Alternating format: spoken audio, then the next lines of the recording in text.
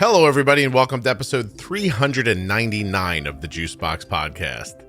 This episode of the show is actually the 10th in the After Dark series.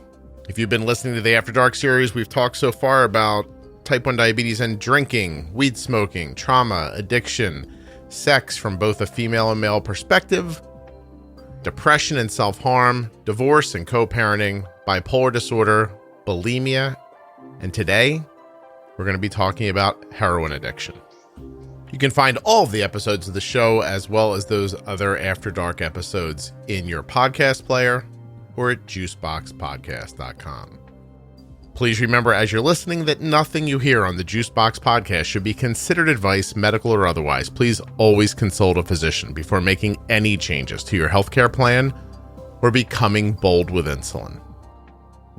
So this episode is with Neva. She's going to do an incredible job of explaining her addiction to you, how it began, how it progressed, how she's tried to fight it, and during it, how she was diagnosed with type 1 diabetes. She has, in fact, the most unique diagnosis story that's ever been on the show.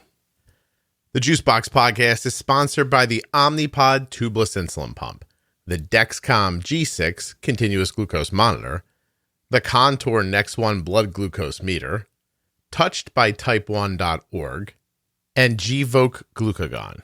Today's show is sponsored by Touched by Type 1, Omnipod, and Dexcom, and I'll be telling you about them later in the show. For now, to get a free no-obligation demo of the Omnipod, just go to myomnipod.com/juicebox.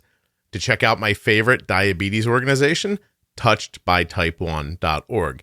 And of course, you can learn all about the Dexcom G6 at dexcom.com/juicebox. My name's Neva, and I live in Colorado.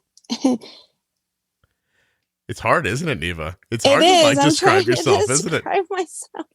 Yeah, so I'm 28 years old. I'll be 29 in December. And I am a type 1 diabetic, and I am also a recovering heroin addict. There you go. So now for everybody listening, Neva's email came. You probably were answered back in a split second, I would imagine. It was pretty quick, yeah. Yeah. Well, I know a good story when I hear one. So yeah, I often say that too. Like, I feel like my life should be a movie sometimes. I knew it was a good one, so I thought you would like it. I thought you would like it. By the time I got to the fourth sentence and I read Suboxone, I just replied, yes, here, use this link and book yourself a time and date that works for you. So, and I don't, right. Yeah. So you're doing an interesting and very kind thing. And I wanted to tell you this before we started. Well, I mean, we started, but I wanted to tell you this before we really started getting talking, that you are the fourth former heroin addict who's wanted to come on the show, but only the first that had the nerve to go through with it. Wow, really? Yes. So I knew that, like, it's kind of a really niche persona, I guess, or I don't know what you could call it. Like, so I know there's not many of us out there, but I know they are out there. So that's why I figured, if I have a story that can maybe help somebody, like, because I would like to hear somebody in my situation on a podcast like that has diabetes and going through, like, addiction is addiction, but right. Heroin addiction is like a completely different ballgame. Yeah, we'll dig into it so that people can try to understand. But no, yeah, it's been over the last, I'd say, 2.5 to 3 years. Every once in a while, someone reaches out and they really want to tell the story, and then something gets in the way. Either they kind of change their mind. Sometimes it's legal issues that are still ongoing. Oh, right. There's yeah. That makes sense. A lot of stuff that happens. The behind the scenes part of this podcast is way better than the podcast, just so you all know. I bet. Yeah. Some of the conversations I get to have, like, very privately, I'm like, wow, I wish people could hear these. Yeah. So let's dig in a little bit. I guess we're going to start by asking what leads. So you said you started with pills. You said that's pretty common for kids? Right. Yeah. So basically, I told you I was 28 in high school. So my addiction started when I was about 17. It was like right at the end of high school. I got involved with a guy that I really liked in high school, and he became my boyfriend, and he used pills.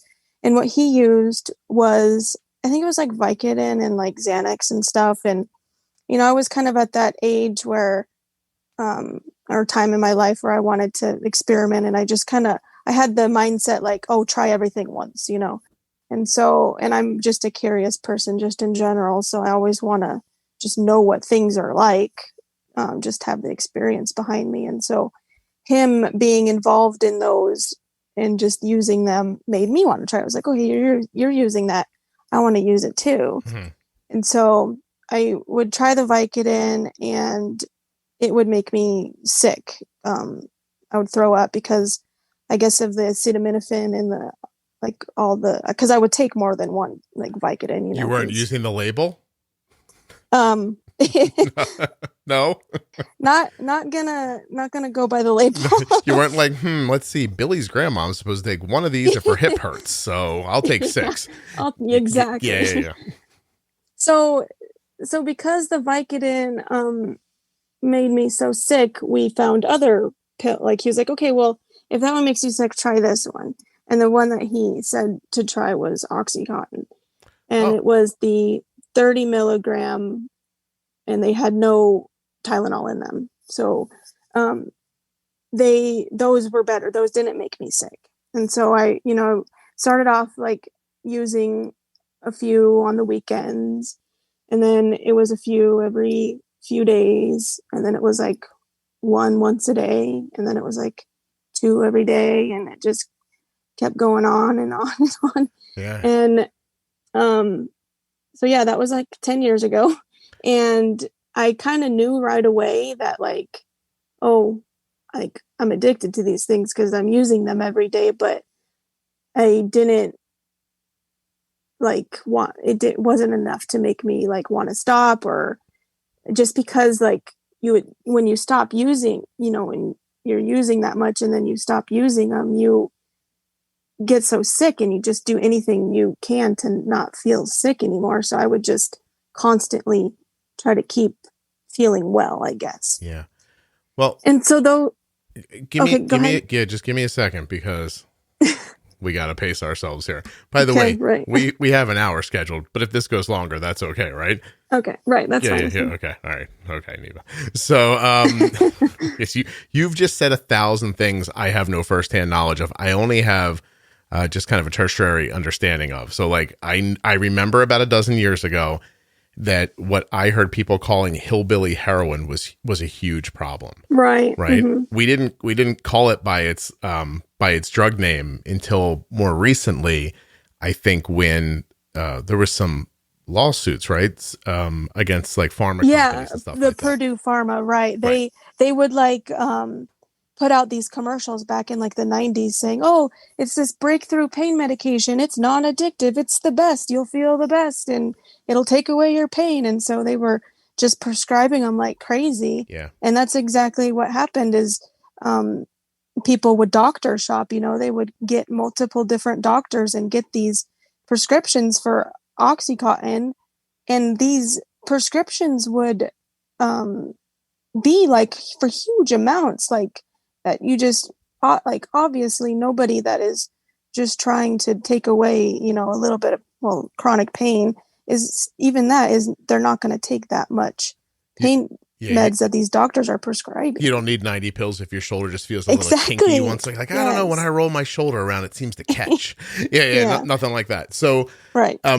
Let's dig a little bit, because when you're 17, I mean, can you characterize your upbringing? Because people are going to think right away, Neva, people are going to think, well, if she was brought up poorly, she was always going to use drugs. Like, so I don't know that to be true. And I want to understand what your launch into life was. Like, could 14-year-old you have imagined what 17-year-old you would be going through? No, not in a million years.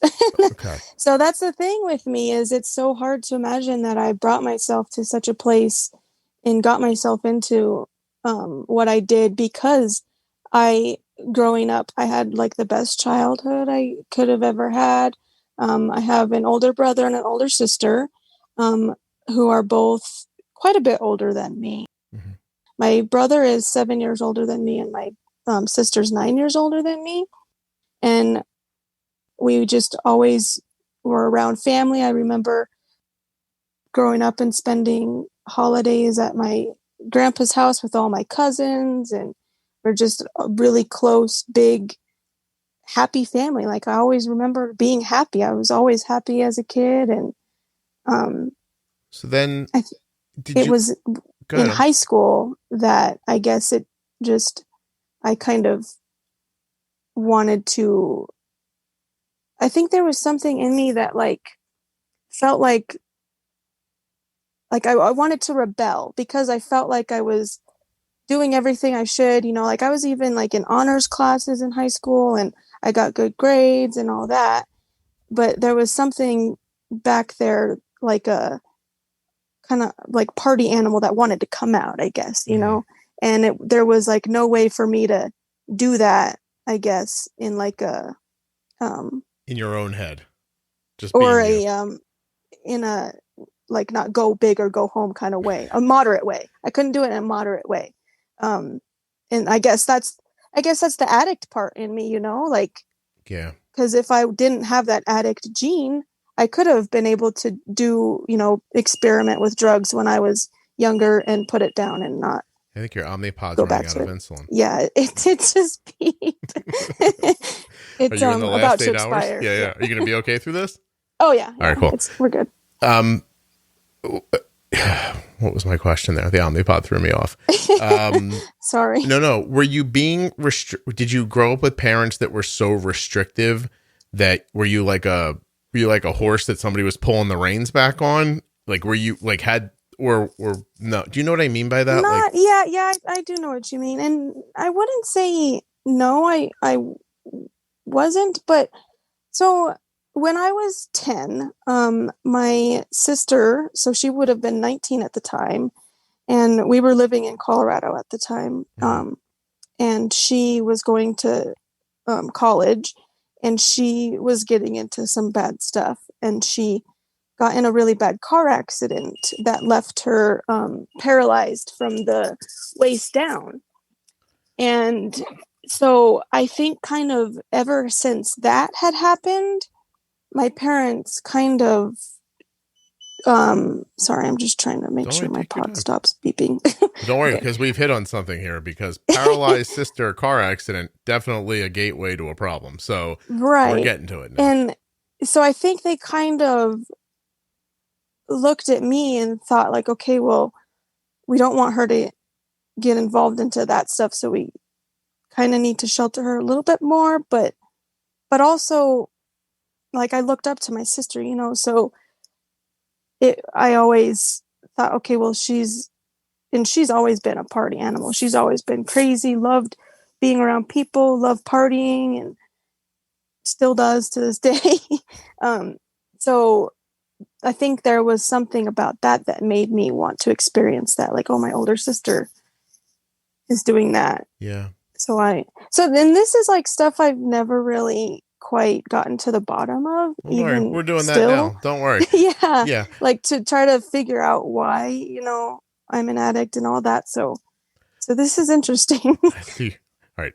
If you, just as long as you feel like you're okay, we'll keep going. Oh yeah. No, I'm good. Your parents have any addiction issues at all? Is it in the extended family? It is. So it is I can't even count the many alcoholics I have on my mom's side of the family. All my uncles and aunts drink a lot. Right. Not even just social. Well, I guess it is mostly social. But one of my aunts really likes her wine, and she drinks a lot of wine. But then, so that's my mom's side of the family. But my dad's side of the family doesn't really have any. Well, so my mom's side of the family is really big, and my dad's side of the family is really small. But so my dad's dad was an alcoholic, and he actually died. I guess it was from cirrhosis or something like that when he was really young. I think he was only 50 when he passed away. Wow. I never got to meet him. but other than that, there's not many addiction issues on that side. However, my dad, all growing up throughout my childhood, was a really big pot smoker. And he tried to hide it. It was like a closet thing that he did, but he did it a lot. Okay. And so there would be times when I would like walk in on him smoking or something, and he'd like try to hide it. And so I think it's like little bits and pieces of like stuff like that I got in my childhood that was kind of like, well, what is this? You know, like it normalizes it, and it makes you feel a little like wonderment too, right? Right, you know? right. All right.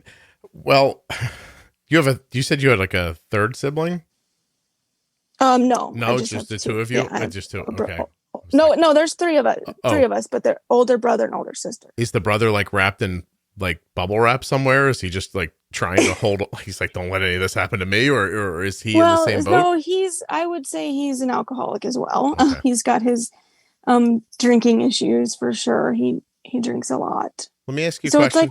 I'm sorry. That may have nothing to do with anything, but any financial trouble growing up? Was your family pretty settled, or were things hard? Growing up, we were all usually pretty good. I got pretty much almost anything I wanted growing up.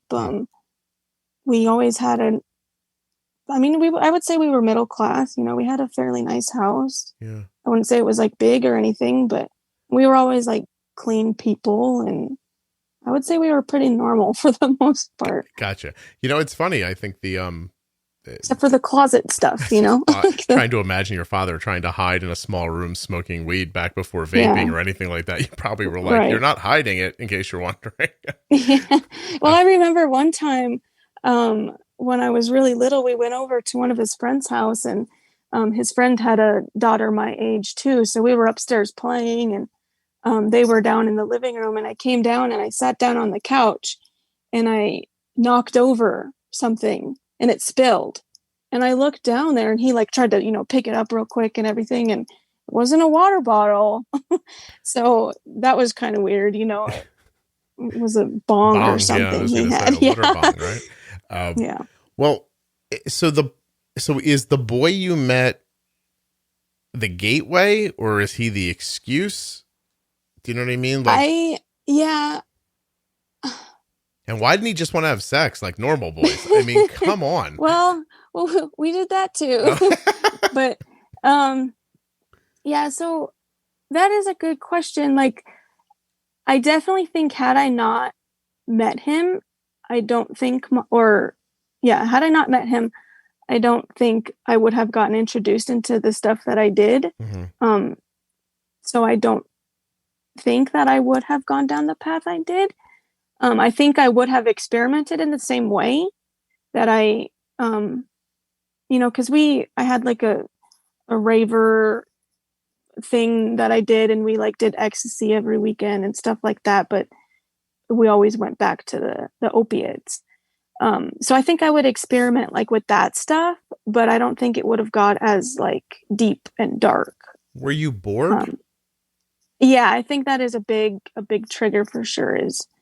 I think I was just kind of bored and wanting more or something, you know, like felt like my life was too normal or something. I don't know. I've long kind of held the idea that when you grow up around something like this, it does really just make it feel like, oh, everyone does this, especially when you're younger and your aunt drinks and your father's smoking and like, you know, this is going on. You're just like, oh, the whole world does this. This is what we do. Yeah. And it just makes you feel like, oh, I should start doing it at some point. Like, you know, if I don't know that it would be any different if your family was just a bunch of like, you know, nose to the grindstone, like way too hard workers, 15 hours a day. If you wouldn't just grow up thinking like, yeah, it's what I do. I get up at 8, I go to work, and I work all day. It's too much. You know, no one ever dies saying they wish they went to the office too much, but I love it. You like if you would just kind of be, you know, like pushed into that. That is another thing about my family is they like my mom, I would say she's a workaholic for sure. Like she's always like held down like 3 jobs at a time, is constantly working, and she's got a very good work ethic. So, well, everyone's addicted to something, right? Exactly. Yeah. All right. So go. I'm sorry. You did say something about like, oh, this is what everybody does. So so I do it too or whatever. And Yeah. that's the weird thing about me is I've never been much of a drinker. So I wonder if that's because I've always had the drugs, you know, so that's why I never really got into drinking is because I had the other vice. You were too busy. So had I not had that, maybe I would have become an alcoholic. I don't know. Let me ask you how you get drugs when you're 17, 18 years old. So from other kids, that's how it started was just through friends, you know, that had it. And I don't know where they got it, probably their parents' medicine cabinet or something. And then they would give a number like, oh, well, call this guy for this. And then that person would give a number. And then you'd kind of eventually work up to like the person that's actually like dealing the pills as their job, you know? And then so like a few years down the line after I like was 17 and doing pills every day, you know, I was going to this drug dealer and getting pills every day. Every day. Where do you get the money? I had jobs. Growing up, in high school, I worked at a sandwich shop and I had that job for a while. And then I got into an office job and I've always had a job. So I've always had a way to fund my habit. Yeah. Was your entire existence about making money to buy drugs, buying drugs, using drugs, making money? Did it just go in a circle pretty like much that? Yeah. And although I did it like it was a closet thing for me too. It was kind of like I lived a double life. Like I would go to work, go to school, do everything I needed to do, and then I would come home, do my drugs, wake up in the morning, do my drugs, go to work, go to school, come home, do it all over again, you know? So, and I never did it like around people. It was always a thing. Or me, like when I was still with that guy, it was a thing we did together. And then we would go about our life. And then when I finally broke it off with him, I still had this addiction. So I still used. And it was just a thing I did privately myself. And then, Anybody in your family know you were addicted? They do now. But did they then? But they, sorry, my mom just peeked in the door. Did you tell her you're busy telling the whole world about your addiction? She knows. Oh, okay. Hold on a sec. Yes, they do now. But for a while they didn't. Like I would say growing up, or I keep saying growing up, but like when I was 17, 18, 19, maybe to 20, I think I held it secret for a while, but then things, you know, I'd said I had a job to fund my habit for a long time, but those funds only go so far when you have such a huge addiction. Yeah. So I would do things, you know, that I'm not proud of to get money. Like I would steal from my family. And so when stuff like that starts happening, then they kind of start to look a little deeper and say, well, what's going on? And why is money disappearing? Right. Yeah. And then they would come out. It's funny. I would imagine that everybody who's listening had the same thing happen to them that just happened to me. When you're like, you said, I did things I wasn't proud of. My brain filled in what I thought you were going to say next. And I wonder if everybody didn't think about 1,000 different things, like their thing in their head that would be too far, you know? Right.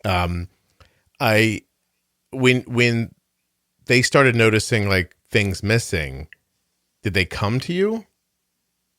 Yeah. And that is one thing that I have, you know, my family has always been very supportive of me, stuck by me through everything. So they just always wanted to help me, you know, so that even though they were angry that I stole from them, they wanted to do what they could to help me. So they, you know, they didn't want to enable it. They wanted to, you know, get ahead of it and come to me, face me and say, well, what do we need to do to fix this? Yeah. And so that kind of started a period of trying to get clean, relapsing, trying to get clean, relapsing, trying to get clean, relapsing. Like I can't even count the many times and things I've tried. When you first tried, did you want to, or were you doing it because you got caught? I think I was doing it because I got caught for sure. Okay. How does it, I don't want to glamorize this, but I do want to understand. Mm-hmm. It's just, is it addictive, like an addictive property, or is, maybe my question's stupid, but I'm sitting here as a guy who's like, you know, almost 50, whose back is hurt every day for the last 30 years in some way or another. And, you know, like, does it just make everything feel like you're floating on air, or are you gone in your head? What's the outcome of using it does make your body feel really good. Like, I've heard people describe it so many different ways. Like I know people say like, oh, it feels like Jesus is giving you a warm hug. And, yeah, it does feel good. I'm not going to say it doesn't feel good. Mm-hmm. But there's so much other stuff that makes it feel so much worse too.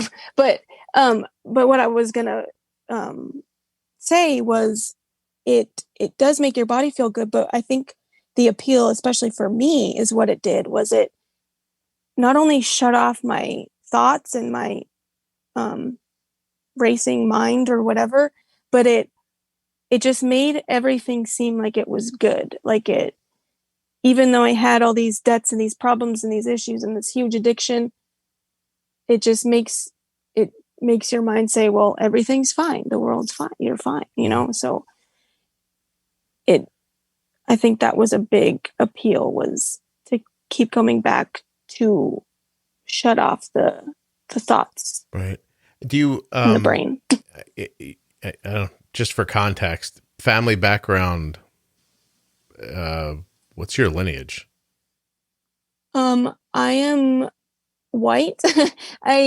My dad is pretty much all German, and my mom is English, Polish, and Irish. Okay. Are you mad at the guy? Or do you go through a time where you're mad at him? Yeah, I'm. You mad at yourself? Yes. Which is it? Like, I'm mad at him because, I mean, there's more to the story than just him introducing drugs to me, but he was also, like, he had his own issues, so he would, like, isolate me from my family and all kinds of stuff like that. And so, like, I'm mad at him for that stuff, but I think I am mostly mad at myself for just not being smart about it, I guess. But also, I think had somebody told me, like, oh, you have this addictive gene, like if there was a way to tell, like, oh, you have this addictive gene, maybe I wouldn't have tried it in the first place, you know? Or maybe somebody would have drawn it out for me how horrible it can get, you know, like not just like the stealing from family and stuff like that, but like the withdrawals, like not having it, how painful it is to go through the withdrawals. And yeah, I want to ask you about that, but I want to understand first, that's a really tough age for a girl at 17. So were you, was it a self-confidence issue? Was this like, hey, this guy likes me, and that felt like good? Or did you not have trouble with self-confidence? And so I always felt like I was pretty confident, but I think that now that you bring that up, that does make a lot of sense. Like, I think it was like, okay, this guy does this. Okay, he'll like, I want him to like me more, so he'll like me more if I do the same things he does. So yeah, I think that is and like just fitting in, you know, like going to parties and trying to be the cool girl or whatever, you know, like smoking weed or taking ecstasy and trying to act all hard and stuff. And yeah, Neva, I have to tell you, I do you listen to the show? Oh yeah. Yeah. I think I've heard every episode. Well, thank you. And everyone listening should I'm a few don't weeks back behind, off of this, Neva. but What are you saying? You listened to every episode and so should everyone else. What are you doing? Come on. All right. I've learned a lot from it. So thank you. I'm glad. But I'm a podcast person, so I listen to it works for you to begin with. Yeah. What I was going to say is that everything you said to me, I mean, I'm grateful not to have an addictive personality around this, but none of it makes it doesn't resonate with me at all. I don't want to be around a bunch of people. I don't want to go to a party. I don't give a shit what people think about me. Like, I don't have any of that. If someone came up to me when I was 17 and was like, hey, I have pills, I'd be like, okay. And then that would be the end of it. You know, I'd be like, well, okay, I guess we're not going to talk to you anymore. And then and I was not brought up with any, my mom won't hear this, right? Like, I was not really parented as a, like my father and mother split when I was 13, and my mom went off to work full time, and I basically took care of my brothers, and no one was giving me any direction. As a matter of fact, I guess if I sit here and make a list of things I've done that I shouldn't have done, there won't be drugs and alcohol in it for any reason. And the only rules I ever broke were in the pursuit of helping my family. Like, I don't think I've ever said this on the podcast, but this is an After Dark episode, and I think the years have passed by where it won't matter anymore. I have been a daily driver of a car since I was 13 years old.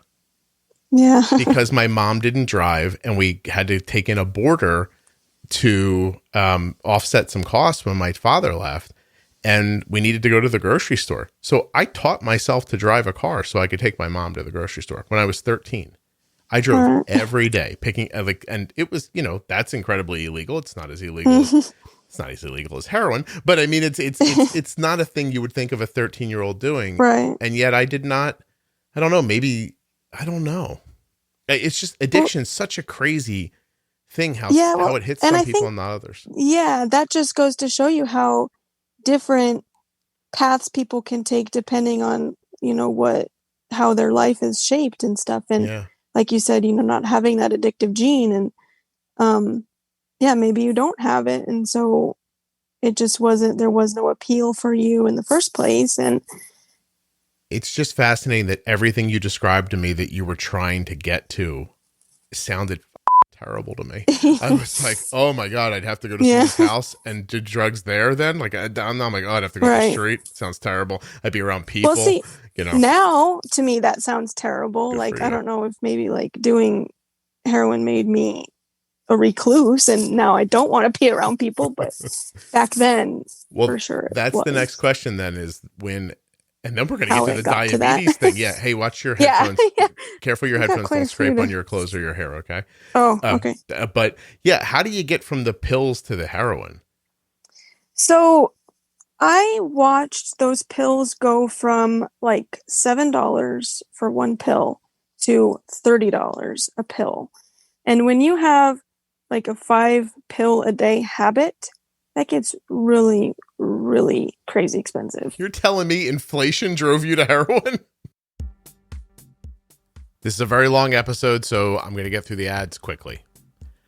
First things first, fantastic type 1 diabetes organization supporting children all over the world, Touched by Type 1. Check them out at touchedbytype1.org. The Omnipod tubeless insulin pump is the insulin pump that my daughter has been using since she was 4 years old. She is 16 right now. She's been wearing an Omnipod every day from 4 till right now.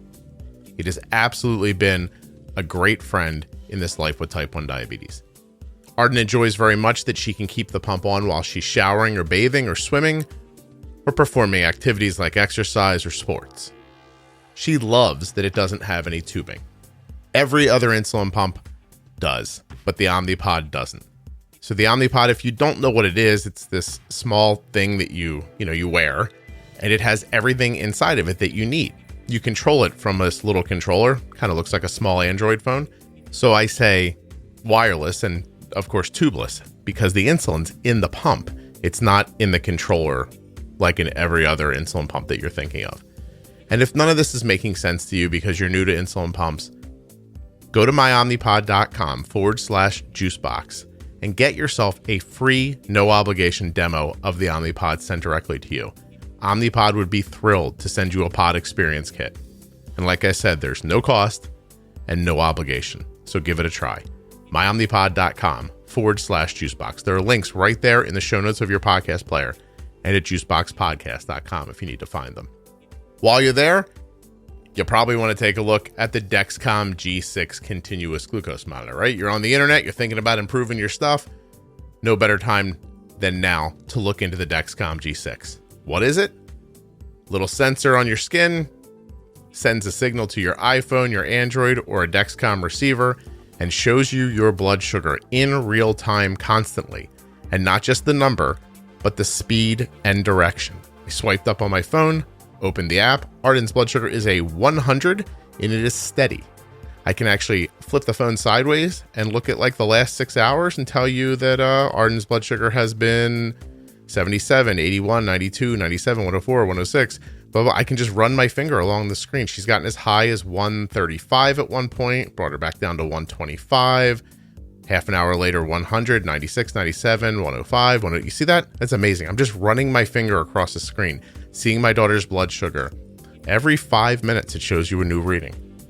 It's astonishing and a huge part in how I decide how to use insulin for Arden and how she decides. She told me today she was going to eat and my wife was going to bring her hot cocoa. So my wife wasn't home, but she was home eating. So she pre-bolused for her food plus the cocoa.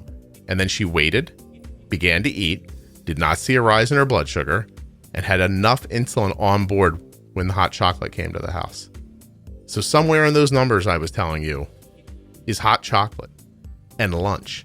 Making decisions about insulin is much easier when you can see the speed and direction that your blood sugar is moving. And the Dexcom G6 does that for you. Dexcom.com/juicebox. It also has a share and follow feature, which is what I just kind of demonstrated to you. I can see my daughter's blood sugar on my phone, and we could share her information with up to 10 people if we wanted to, and you could too. There are links to all of the sponsors, including the Contour X1 blood glucose meter, Gvoke HypoPen, the Omnipod tubeless insulin pump, the Dexcom G6 continuous glucose monitor, and Touched by Type 1 right there in the show notes of your podcast player, or again at juiceboxpodcast.com. I appreciate it when you support the sponsors. It keeps the show free and flowing. Let's get back to Neva because there is a metric ton more she's going to tell you.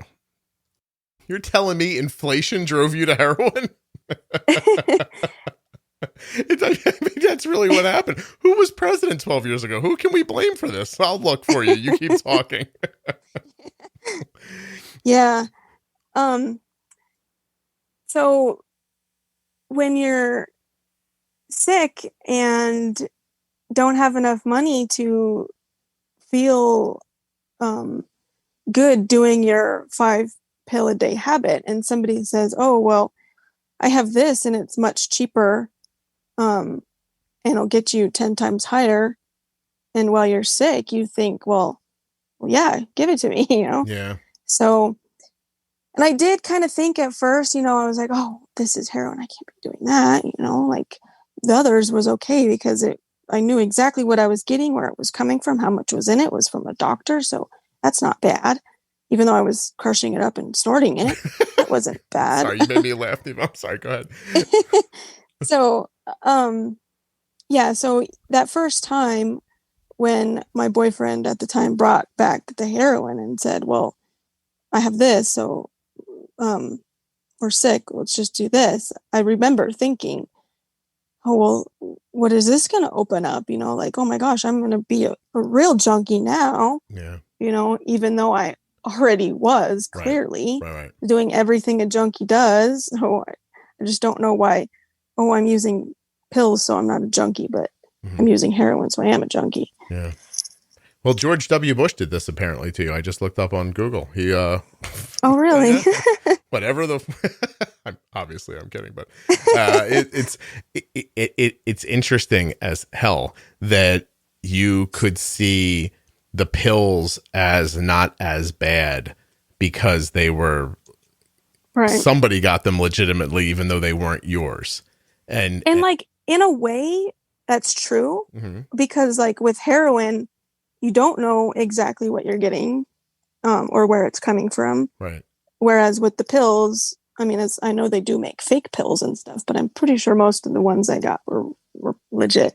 They're made in a lab. They have to be FDA approved and stuff. So like in a way they are quote unquote better, but I mean, it's the same thing. Yeah, like really, of course. it's the same thing. You literally cooking it in a spoon and injecting it. How do you use it?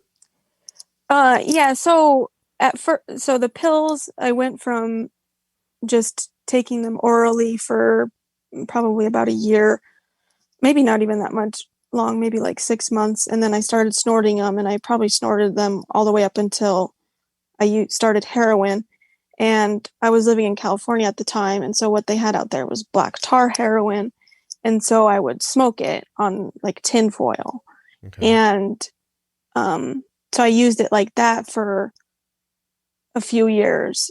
And then that wasn't getting me high anymore. And I knew some people around that, just being in the circle of, like, I didn't really have friends at the time, but from going to the dealer, I would see people, and we would kind of converse or whatever. You just know people that are in that circle kind of thing.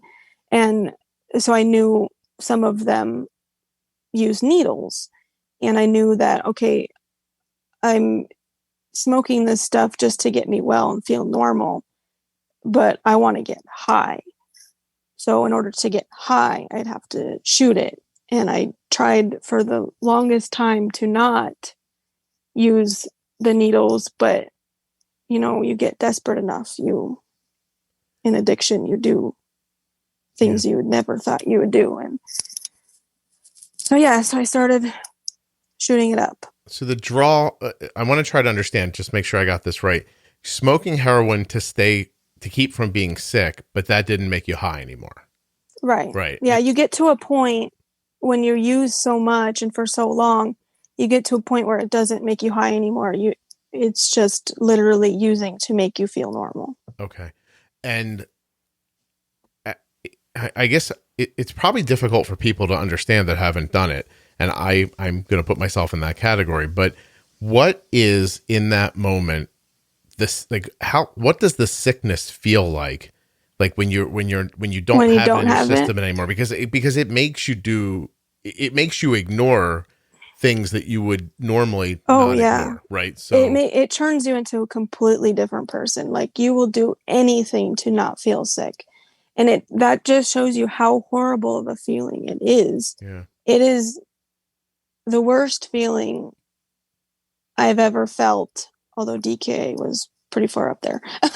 But I would say withdrawal is pretty physical pretty pain, so it starts with like maybe 24 hours after not having it, your nose gets runny, your eyes get runny, and then your extremities like start to get cold and you start to sweat. So you're like hot, but you're cold at the same time. You get those cold sweats. Mm-hmm. And then maybe like 72 hours or 48 hours to 72 hours after you haven't had it, then you get restless legs and you can't sleep. And then you start vomiting and have diarrhea. You can't keep anything down. It's coming out both ends. You can't stay still. Your joints ache, your back aches, your bones just ache, and your muscles ache. And then you can't sleep on top of it, and you're throwing up, and you're cold, and you're hot, and it is just a horrible, horrible feeling. And then just to know that, and that lasts for like probably about a week until you start feeling better. But just to know that the only thing that will take all of that horrible pain away is just one little shot or line or whatever, just a little bit of the drug, and it'll just you'll feel completely fine again. And if you stayed medicated, like to a point where you wouldn't feel sick but wouldn't be high, would you just be a useless person? Like if you had enough heroin and you had to just keep like a steady, like say somebody could stop you from using more, would you just be like a zombie? Or could you function? Is there a functioning spot in there?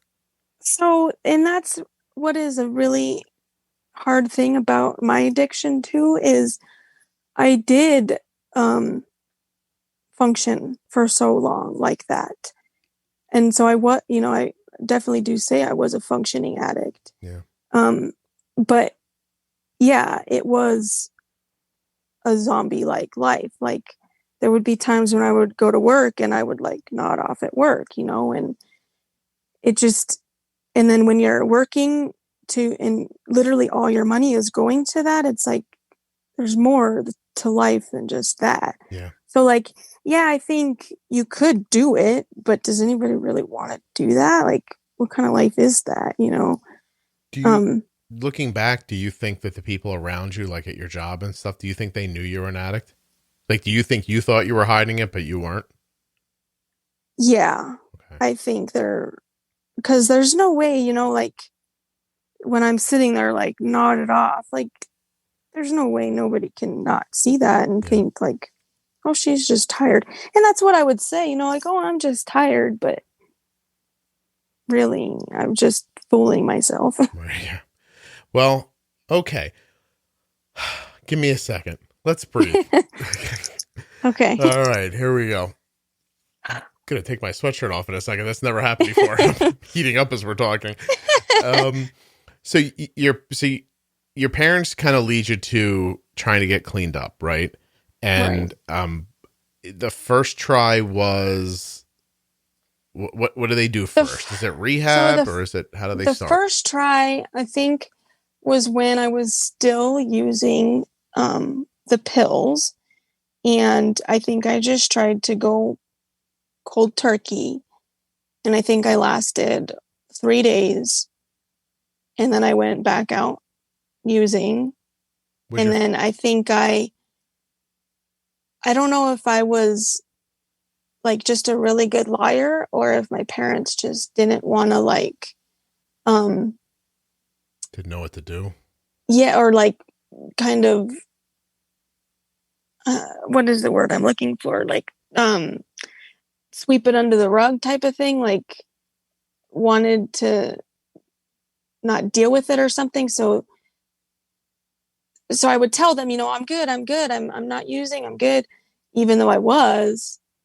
And so that would go on, like, hey, I would tell them, oh, those 3 days, okay, I'm good now. I got over it. Right. Then I don't want to drag your sister's personal details in it, but at what part of her life is it when they try to get you, like, has she already had her accident by then? Oh yeah. Yeah. So I think her accident was in 2001 and we were still living in Colorado at the time. Then I moved out to California with my family when I was 11, and that was in 2003. And she moved out there with us, and she completely turned her life around after her accident. She started going to school. She got her she went to school out there, got her master's. Now she has a PhD. Wow. And so she kind of had her own life off to the side where I was still living with my parents.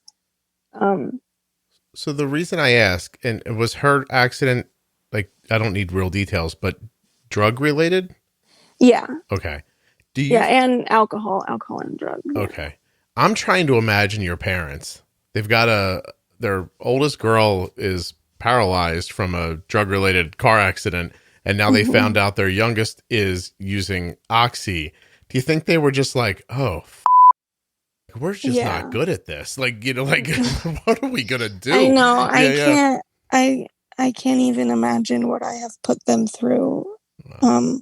Well, not even them just going through, my sister nearly dying, but then, what, I can't even imagine the stress that I've put them through. Right.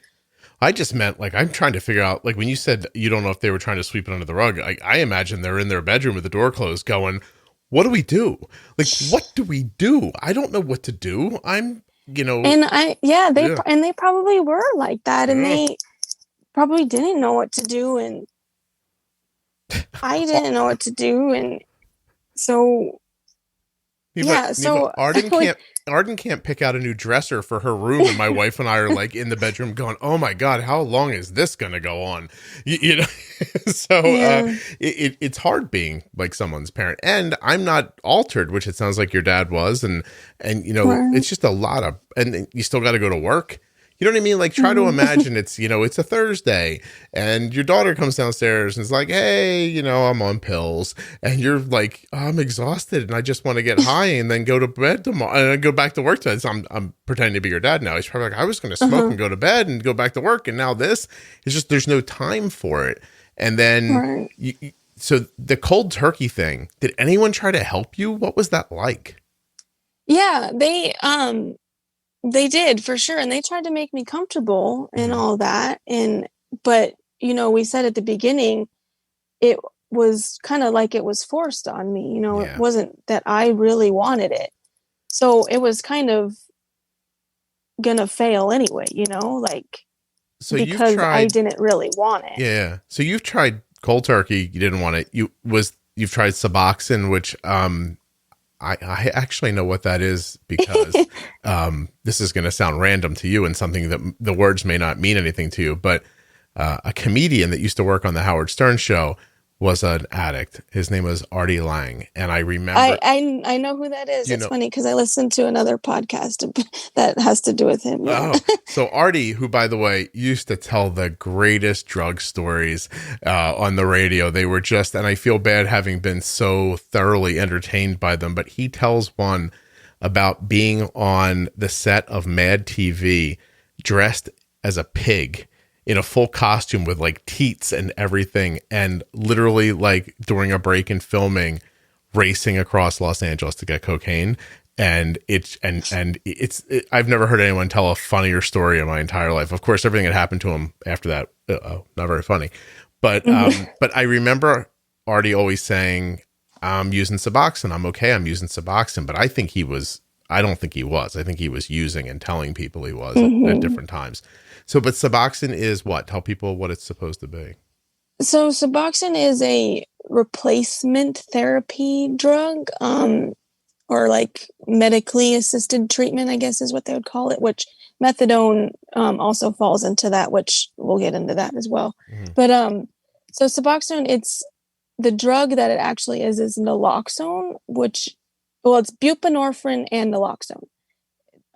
And so buprenorphine is the drug that attaches to your opiate receptor. So it basically blocks your opiate receptor. So it makes your brain think that when you take it, it makes your brain think that that you're high on the drugs, but you don't get high. Mm-hmm. And then if you were to try to use on top of using the Suboxone, you wouldn't get high. You would actually get sick. Okay. Which is kind of a weird thing with me. When I did start the Suboxone maintenance, I would still kind of use on the side too, and I actually didn't get that sick like you're supposed to. You fully the system. Yeah. That doesn't happen And to me. so I used it like not in a therapeutical way. I would use it when I didn't have heroin, basically, is how Right. I would use the Suboxone. Gotcha. So you just use it to make the sickness go away, but you still wanted to get high. Right. Right. And so, and you said you've tried methadone, inpatient, outpatient, like everything. What finally worked? Well, so that kind of brings us into the diabetes. Yeah, nearly dying from DKA, I think, is kind of what set it off. So I moved. When I moved out to California with my family, I went to high school there and everything. Started using drugs, got into all those issues out there, and then in 2015, we thought, okay, maybe you should move out to Colorado and be with because my whole extended family still lives out here, like my grandpa, aunts, and uncles, and stuff like that. Mm-hmm. Maybe if you move out there, changing the scenery and everything, maybe that'll help you, since I had tried everything else. And so I did that in 2015, and that didn't work. I started using almost immediately after coming here. And I came out here and started living with my grandfather. And so then basically the same cycle started over again here as it did there. I somehow found a dealer, I think online somehow. I found the a dealer. Internet's amazing. Yeah. It really is. You can get almost anything. Right. I'm trying to imagine your grandfather in his golden years. Like, wait a minute, what's happening? My what now is coming to live with me? Oh, great, Yeah. great. This is going to be But great. then the whole time, I'm telling everybody, oh, I'm good, I'm clean, I'm good, I'm clean. And yeah.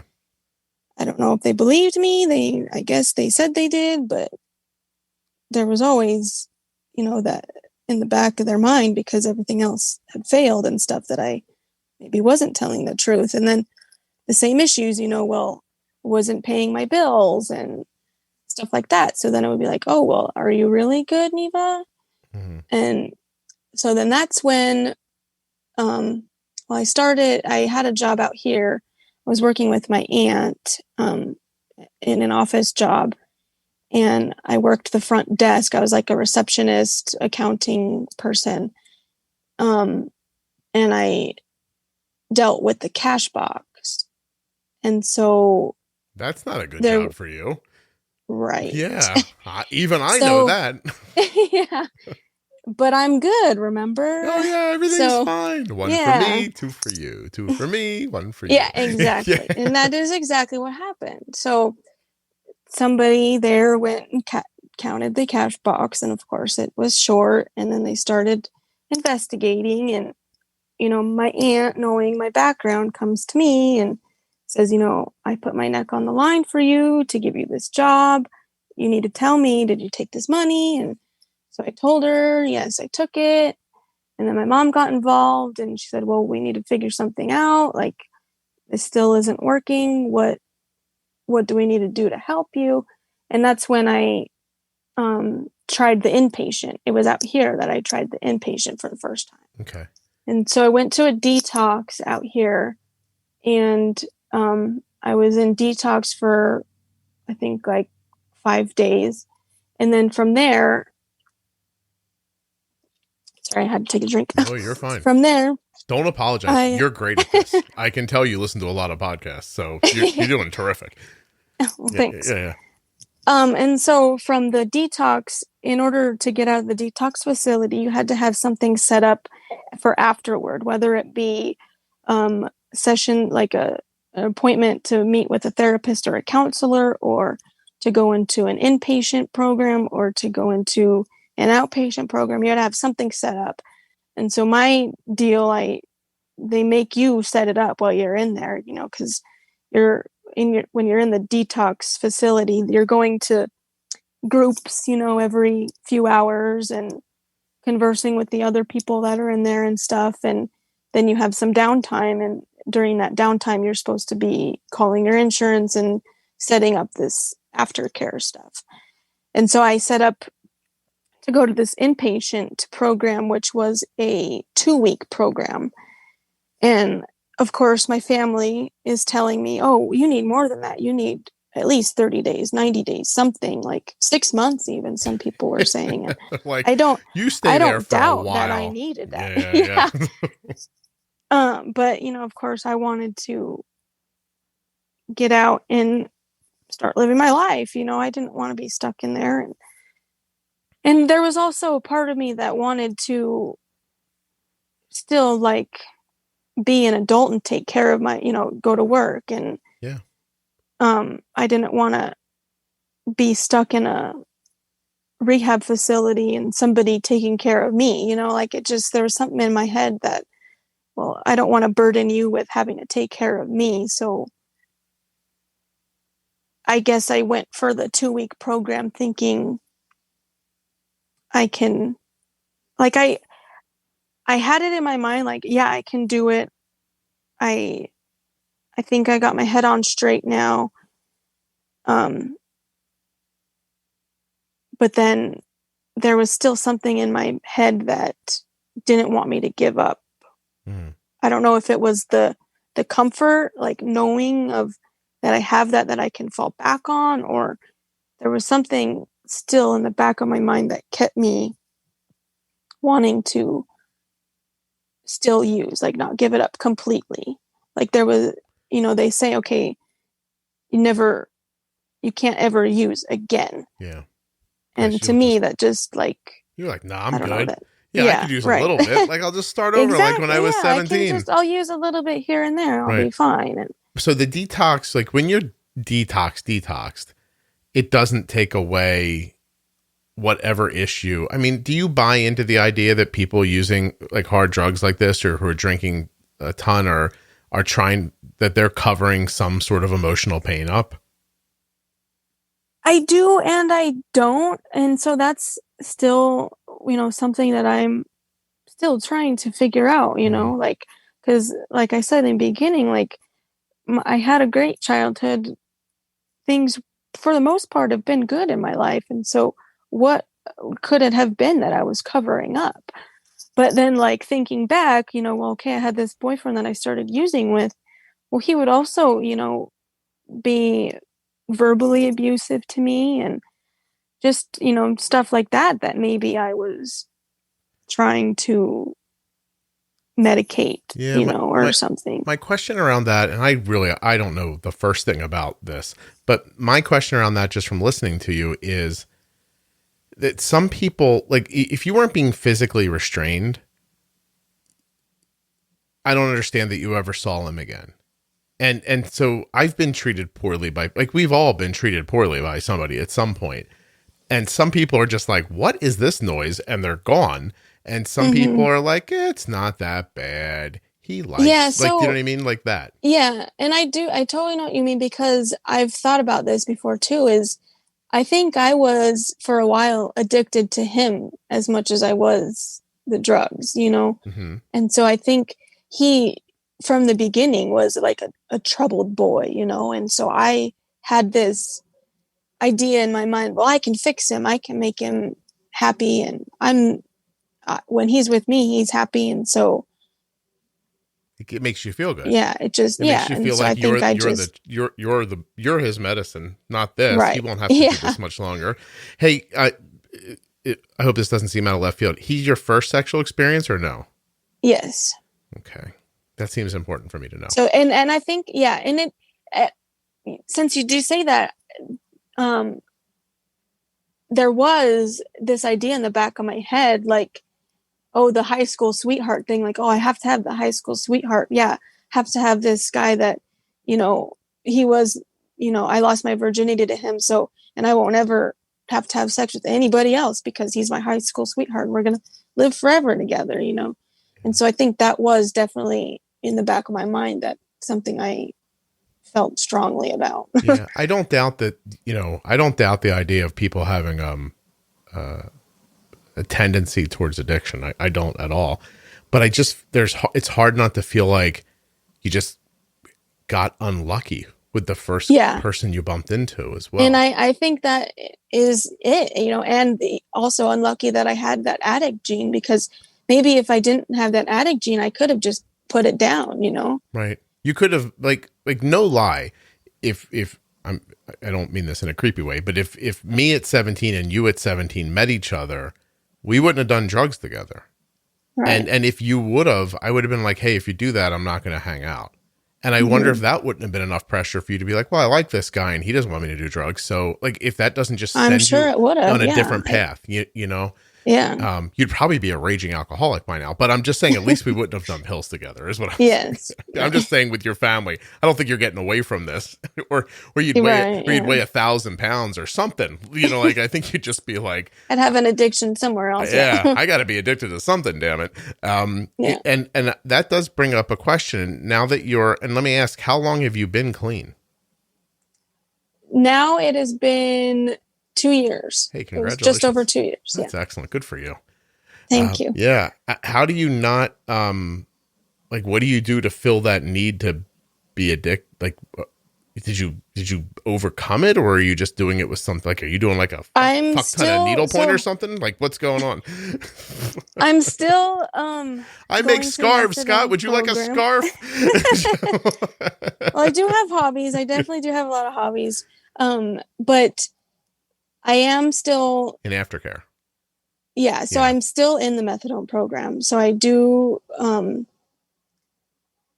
so I don't do you want to jump into the diabetes thing, because it does kind of Hey, tie listen, into you all know of your this. story way better than me. All I can tell everybody listening is we're an hour in and you still haven't heard what I'm going to tell you About is the diabetes. best goddamn diagnosis story you've ever heard in your whole life. So just hold on. Yeah. It's coming. Okay, so after I got out of the inpatient, I think I stayed clean maybe like a week or something and started using again. Right. And then I met a boy, and he did not use, and he despised my using. And I liked this boy enough to try to stop, because so I ended up losing that job that I was taking the cash from. You would think. Yeah. And so I was jobless for a little while, and I ended up finding another job, and I started this relationship with this boy, and then so that's when I started the methadone program out here. Mm-hmm. And so methadone, it's a replacement drug also, but if you don't have it, you'll get sick as well. Okay. And so that's kind of controversial to some people. They think you're just replacing one for the other. But there's a lot to be said about, well, if you're truly working, like you don't get high from it. Like if you're at a right dose, and you're working on, the other aspects of your life, trying to put the pieces back together, Mm-hmm. and then working on like coming off of it, like they very slowly wean you off of it. I think it can be used therapeutically to where it's not like, oh, just replacing one for the other. Like, because I don't want to be on this for the rest of my life, Right. But right now, it's a lot better than sticking a needle in my arm. So this methadone is keeping your body from going bonkers, putting you Through in pain, all these withdrawal problems. Right. But it's not feeding your addiction, though. Right. Okay. So what do you do? Do you still feel the pull, or does the methadone keep you from wanting to be high too? The methadone, it does do a really good job at keeping your brain from not thinking about it. But I'm an addict, and I'm always going to be, and so I'm always going to think about it. Mm-hmm. I'm not going to deny that. But so when I do think about it, I have people I can call, and that's, I've always had a really good support system, and for the most part, I've been pretty honest with people about my addiction, and how bad it's gotten and stuff. And so I do have people I can turn to in those times of need. Okay. And so back in 2018, I had just gotten this new job that I had told you about. I've been going to the methadone program for a couple months. Things were going pretty good. And then I kind of started to lose weight a little bit. But at the same time, I also found out I was pregnant. And I was drinking a lot. I was super thirsty. I was going to the bathroom a lot. And so the methadone program, they P-test you once a month. And I told my boyfriend, so how I found out I was pregnant was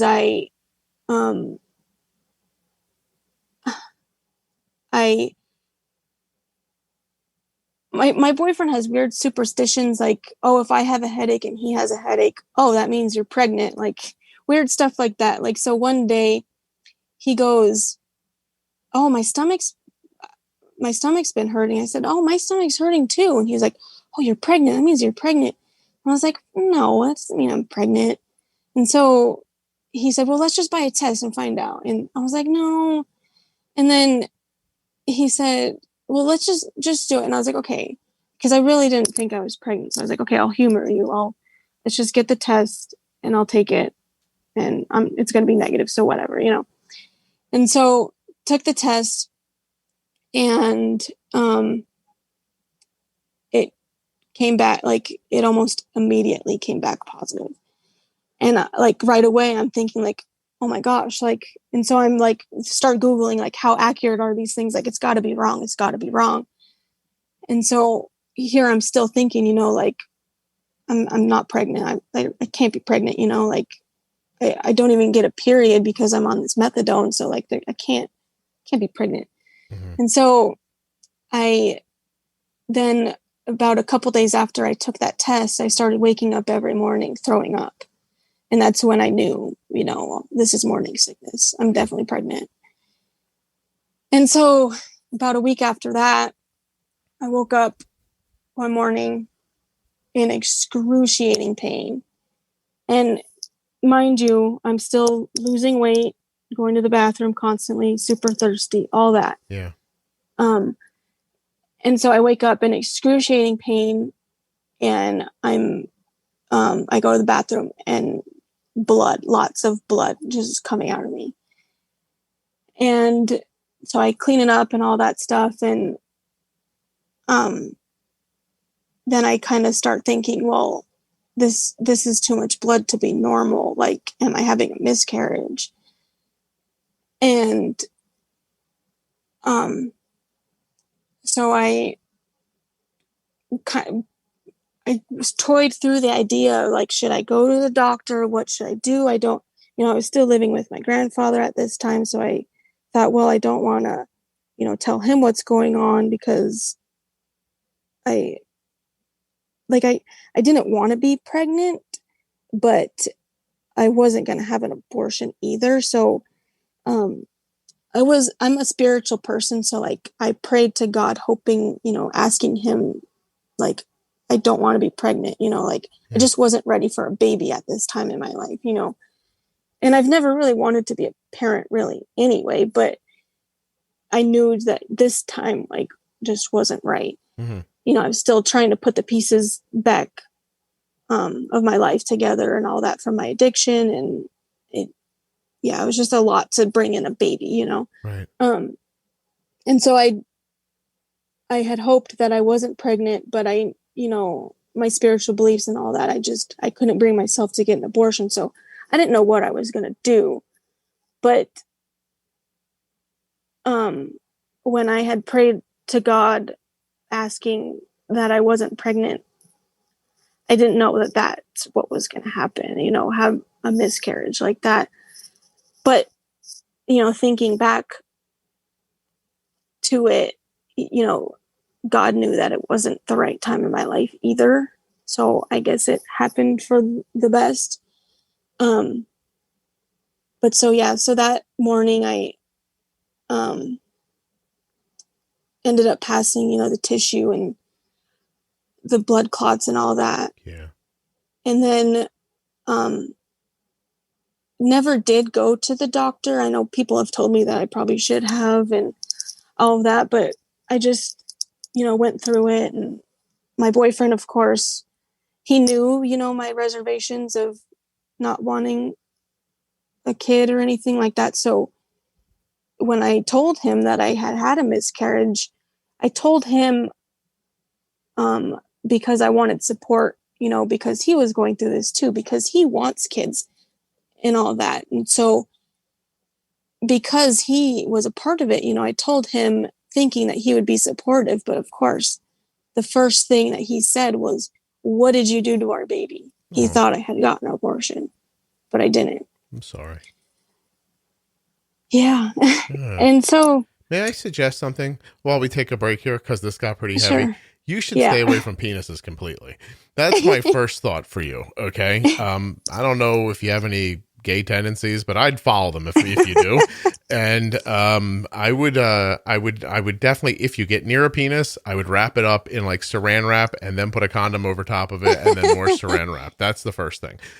Second thing, I hope you don't carry any guilt about the miscarriage, because I mean, I understand your faith and everything, but you know, I don't think you didn't pick up the phone, make a direct call to God and be like, hey, could you get rid of this pregnancy for me? Right. And he was like, oh, no problem.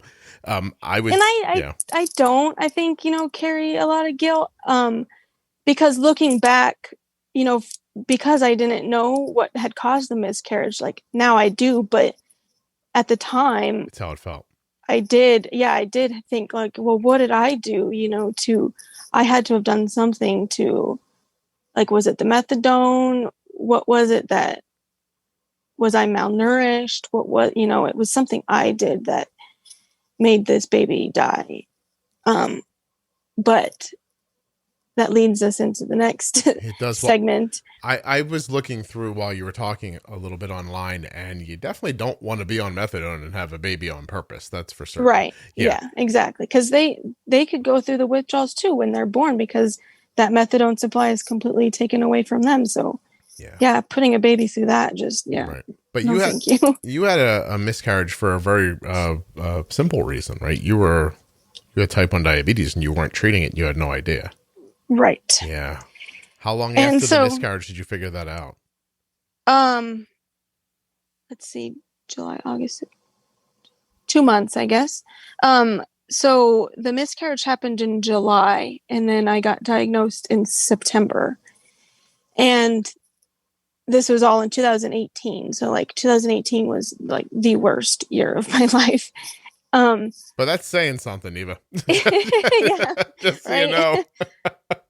I'm sorry. I mean, really, that's really saying something, because every year of your life seems like the worst year of your life, and then and it's just, it's terrible that it kept building on you. And also, by the way, fills you with perspective, doesn't it? Because really, you know, it could be worse, I guess, you know, and I just, I don't even know. I'm so sorry that I laughed. I don't think it's funny. I just think it's crazy that you could, after telling that entire story, we've been talking for an hour and 15 minutes, and you've been doing most of the talking, which most people are going to be like, oh my God, I can't believe Scott shut up so Neva could tell her story. But I did. Okay. And so it just took me by surprise that you said that was the worst year of my life. I thought, God, like that's really saying something. So at this point now, you've fought through all this addiction. You're still, I mean, you're using methadone to help yourself, but this isn't like, you know, for people who don't understand, it's not like you got the flu and it's gone now. Like you're still, you know, you're fighting with it. If you didn't have that methadone, do you think you'd use? Yeah. Yeah.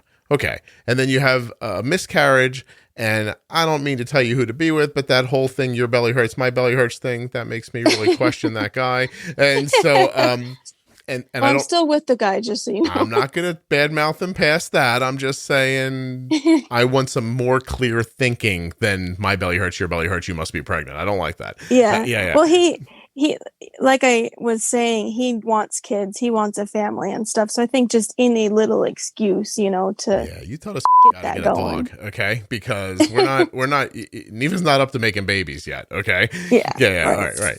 You are, if you ever have a baby, you are going to look back on this moment right now and the moments that came before this and realize that you are 100% a different person.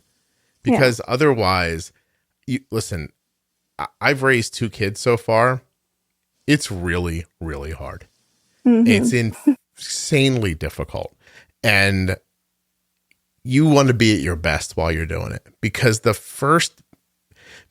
why?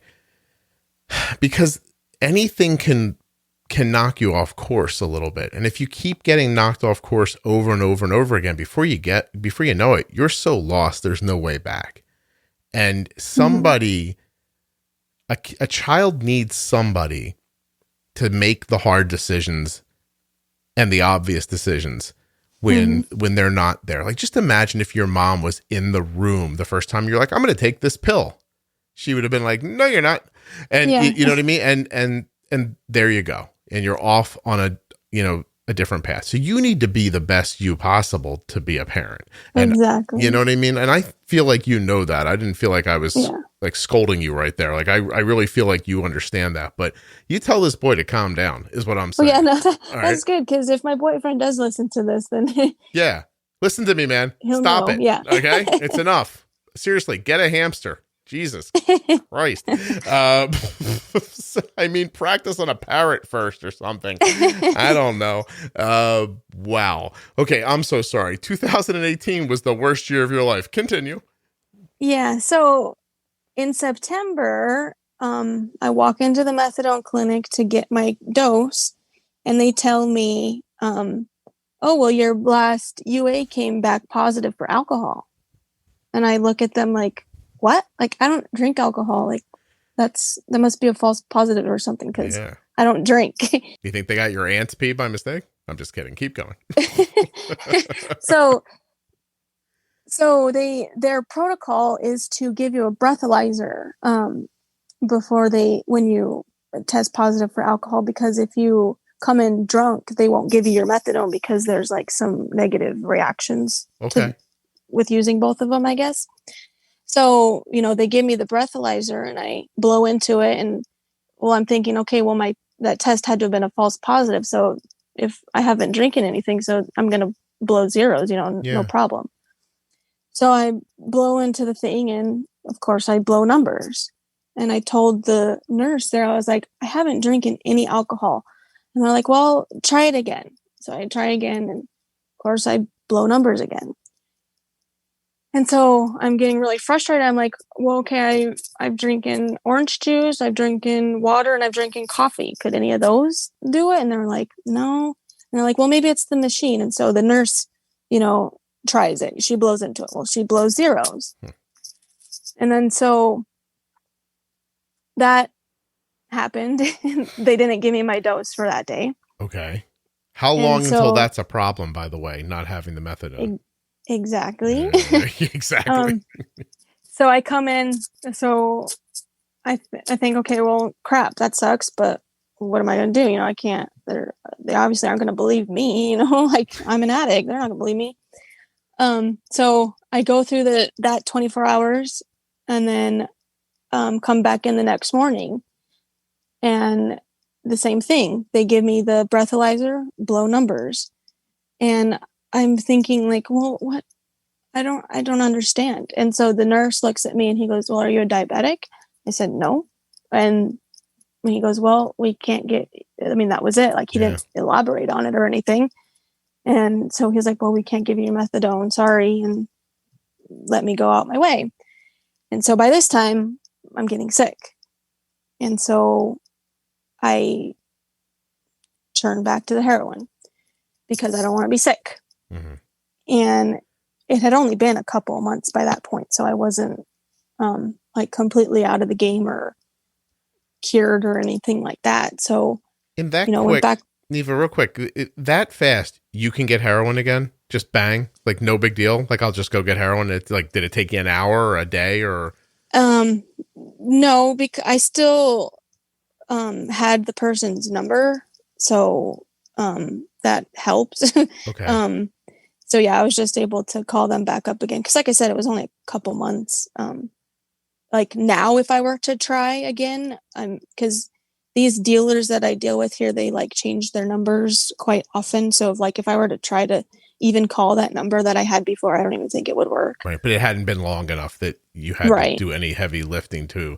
And I'm assuming you would have known people to talk to as well. If I could have. Yeah, it would have taken a bit longer, but if an addict wants something bad enough, they'll find a way to get it. I'm just saying, like, we bought a side table for Arden's room and it took 6 weeks to get it. And you're like, I can have heroin in a day. I was like, Jesus, I just really was, I couldn't imagine. That's why I asked. I was like, oh, how long would it take to like get back in the game? But I guess not long. Not long at all. So it took 2 days of not having methadone before you were like, I know how to handle this. And then what happens?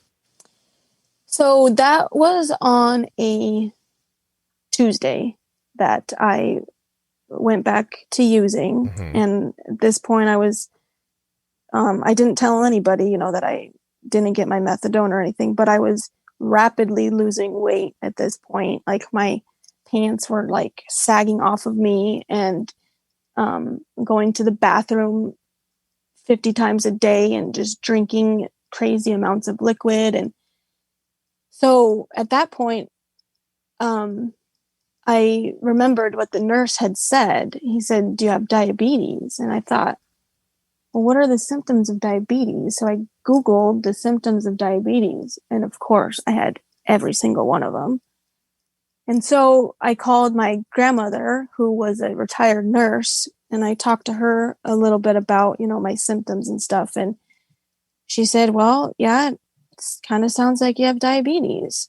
And, but she didn't elaborate on the like severity of DK or anything like that. And so she said, well, call your doctor and make an appointment. And she didn't even say anything about type 1 or type 2 or anything like that. Yeah. She just said, yeah, it sounds like you have diabetes. Go see your doctor. And so that was on Wednesday that I called her and looked up the symptoms and all that. And so I called my doctor when I got off the phone with her and made an appointment with them. And I told them, I think I might have diabetes. And here I am. I think I was 26 at the time, and they're on the phone with me. They can't visually see me or Right. anything. So I'm sure they're probably thinking type 2 diabetes, since I'm 26. So they schedule me an appointment for the following Tuesday to come in to get it checked. And so the next day rolls around, and my grandma sends me a message, and she says, how are you doing today? So one of the symptoms that I noticed on the on Google of type 1 diabetes or DKA was fatigue. And I didn't really have fatigue yet at that point. I was just had the thirstiness, the going to the bathroom, and the weight loss. And so, she asked me, she said, well, how are you doing today? And I said, I'm doing okay. My fatigue is a little worse. But I have this appointment on Tuesday, so I'm good, Mm-hmm. And so the next day rolls around. I think it's Friday now. Friday morning, I get up and I go to work, and I am still maintaining, my withdrawals by using. And so I get up and I go to work, and by the time I get into work, I start throwing up. And so I go to my boss and I say, well, I, just threw up in my trash can, so I'm going to go home.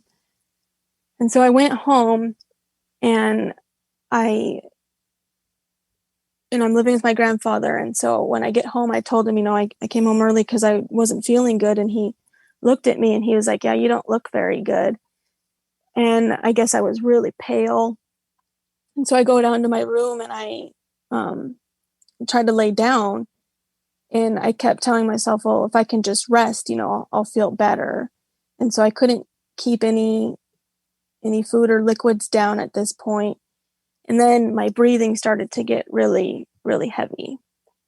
And I forgot to say, when my grandmother had messaged me the day before, when I told her my fatigue was worse, she had told me to go to the ER at that point. Yeah. But I didn't listen to her because I didn't know the severity. I thought, like, did this feel I like have my appointment on Tuesday. I can make it till then. I just need to rest. Did it at any point feel like sickness, like from the heroin?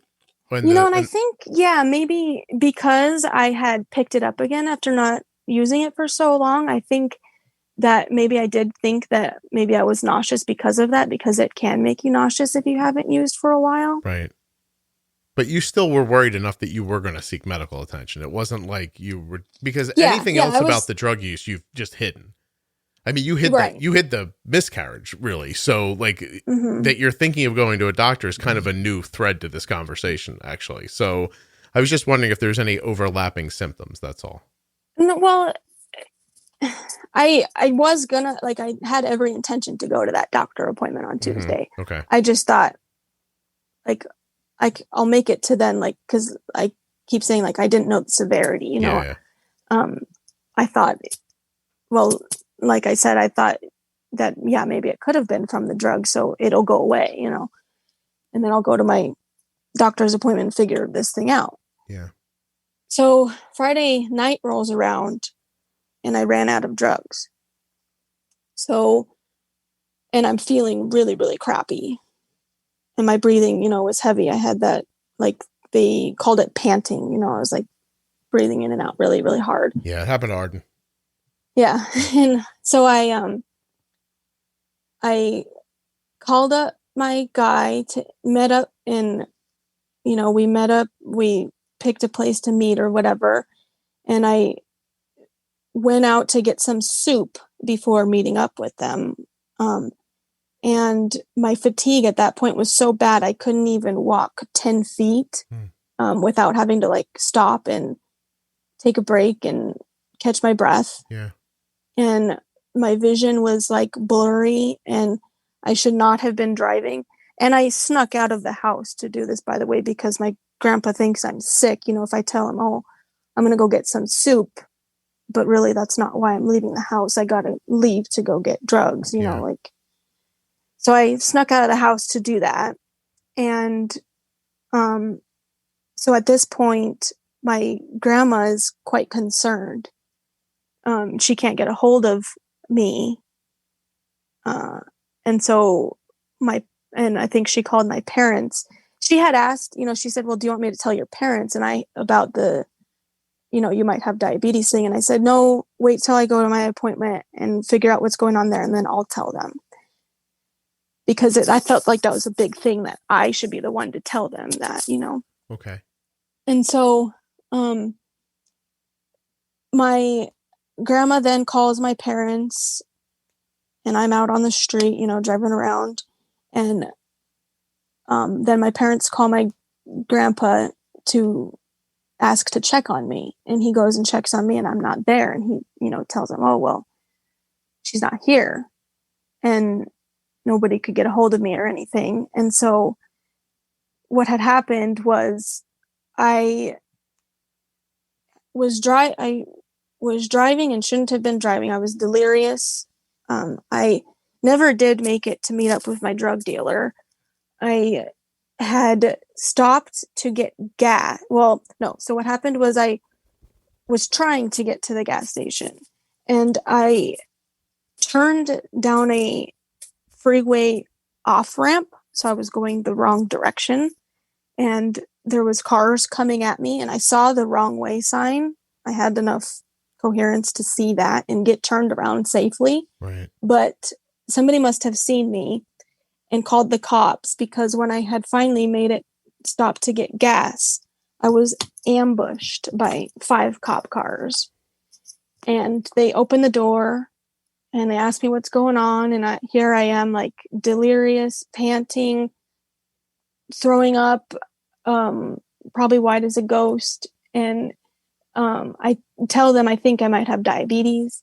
And they start asking me questions like what year it is and stuff. And I know I got those I answered those questions wrong. Mm-hmm. And those cops, they must have seen in me that I really was not well, because they could have just thought I was drunk and taken me to jail. Yeah. But I credit those cops with saving my life that night, because they called an ambulance right away. They believed me, and they called the ambulance right away. I got to a hospital, and they told me at the hospital that if I would have fallen asleep that night at my house, I probably wouldn't have woken up. Neva, I have to tell you, I'm incredibly impressed that you got out that you thought you had diabetes. Yeah. Seriously, because you easily could have said, "Hey, I'm a heroin addict," and that wouldn't have gone right. well. Yeah. You're right. I've never thought about that, but yeah, you said the right thing, because you could have been like, "I'm just looking for soup and smack. Can you guys help?" Yeah, yeah. Who knows what could have came out of my mouth? Holy shit! I'm sorry that this is an after dark, because it's gonna have to be called like After Dark like heroin After addiction, dark. but I wanted to call it After Dark Soup and Smack just now. Just Oh so my you God. That's a good title. Listen, I'm getting close to it. Don't worry. I jotted it down on a piece of paper so I don't forget. Wow, that's insane. Okay, hold on. I've never not spoken so much on this podcast before in my entire life. And I'm not a talkative person, so well, you are tonight, and it's going your way because you're telling a really interesting and I think to some people foreign and to me kind of confounding story. It's just it's riveting. We're an hour and a half into this, and I don't think we're anywhere close to being done yet. So, might have to be a two-parter. It is a cheap way to get downloads, but I don't do that. The other podcasts that have trouble getting downloads, they try to steal a download from you by splitting stuff up. Not me, I give you more content. Makes sense. Don't you worry. So, wow. Yeah, it was the worst year of your life. You're not wrong about that, I guess. And does it get better at some point, or is this story like you don't get to the hospital and the hospital's on fire or something like that, right? Nothing. No. Yeah, it definitely does get better. Good. So yeah, I made it to the ER. And I had been an addict for so long, my veins were completely shot. So they had a hard time, even getting an IV in me. And I guess when I got to the hospital, they said my body temperature was 92 degrees. I weighed 90 pounds and my blood sugar was 935. And I had abscesses on my arms and my body was going septic. Wow. So yeah, if I didn't make it, if those turn of events did not happen the way they did that night, I probably wouldn't be here. It's ironic, isn't it, that the need for the drugs got you out of the house, right? Of the house, got you to the cop. Even the soup part, I think, is important. What kind of soup are you going to get, by the way? Chicken noodle. Yeah, I mean, why not, right? It seems and like the right way to go. I maybe had like 2 bites of it. Like I could not really eat it at all. Wow, you didn't even get to have the soup. You know what, Neva, I have to tell you, as we're speaking now, like I poked around the internet a little bit. Like I feel like I found a picture of you. You're just like a very adorable, average looking person. And the story, like I was like, when I clicked on the photo, I was like, what is going to happen when this photo comes up and you're just there? You're just a nice looking person, I think that's, you're a ginger. So, I mean, yep. Yeah, you lose a couple points there, I think. Me. But yeah. But I'm just kidding. By the way, everyone, red hair, just calm down. I don't have anything against your red hair. It's just an easy joke. Well, that's fun. A lot of my family calls me ginger. So yeah, well, you just tell them, calm down. They ain't doing you no favor. So I don't want to hear from them. So seriously, come on. Like I'd be like, I've been through enough. Leave me alone, okay? But so you're there in the hospital presenting like a junkie, right? But you're saying I have diabetes. They took you seriously. They checked your blood sugar. Yeah. You're moving along. But the lack of drugs is still a problem, or is the DKA so bad it's overpowering the need for the drugs? I think yes, the DKA was so bad that it was powering the need at that point. Well, and I don't believe at that point I was in like full withdrawal yet. I just knew that I was out of drugs and needed more. Gotcha. But I did tell them, that I was on methadone. So they, got in contact with the methadone clinic. And within a couple days or the next day, I was able to get my methadone dose. So if I did go through any withdrawal, it wasn't for very long. And the number on the, when you tried to blow for drinking, that was ketones, or what was? Do you ever figure out what the breathalyzer? Yeah. So I did tell the doctor, that had happened, and what he told me was the sugar in my blood was so high that it was basically fermenting and turning acidic, and so it was ketones. Wow. That's really crazy. I have to applaud you for a second. Let's take a second just to stop talking about all this for a minute. The ease in which you're telling this story is it's really impressive. And I don't know why, because you just said you're not really a very talkative person, and we're obviously speaking about some things that you haven't really hammered through yet in your life. But you were just telling this story like you're telling this story with the confidence and calm, as if I said to you, "Hey, Neva, explain to us all how to paint a bedroom." And you'd be like, "Oh, well, first you cover the carpet with plastic, and then you have to clean the walls and get paintbrush." I'm really impressed with how you're telling this story. Like it's really, I've told it a few times, so I've had practice. You mean like in group? Well, yeah, and like to family and just yeah. Well, I mean, that's not the point, though. The point is that that you don't have any self. I don't know, that you're not embarrassed by it. Even, I think, is kind of fantastic. You're making me think about. I'm way older than you. Like I'm probably double your age, basically. Mm-hmm. And I notice as I was coming out of high school, there were a few girls that I'm thinking of who were just headed in the wrong way, right? And we get separated and we don't see each other anymore. It's, some of them are just acquaintances. Some of them are friends. People go away, they start jobs, etc.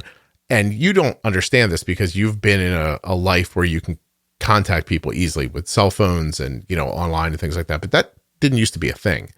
And when Facebook got popular and people, like old people, started using it to set up their high school reunions and stuff like that, we all sort of, like, from our graduating class, and older people are going to relate to this, we all just, became Facebook friends.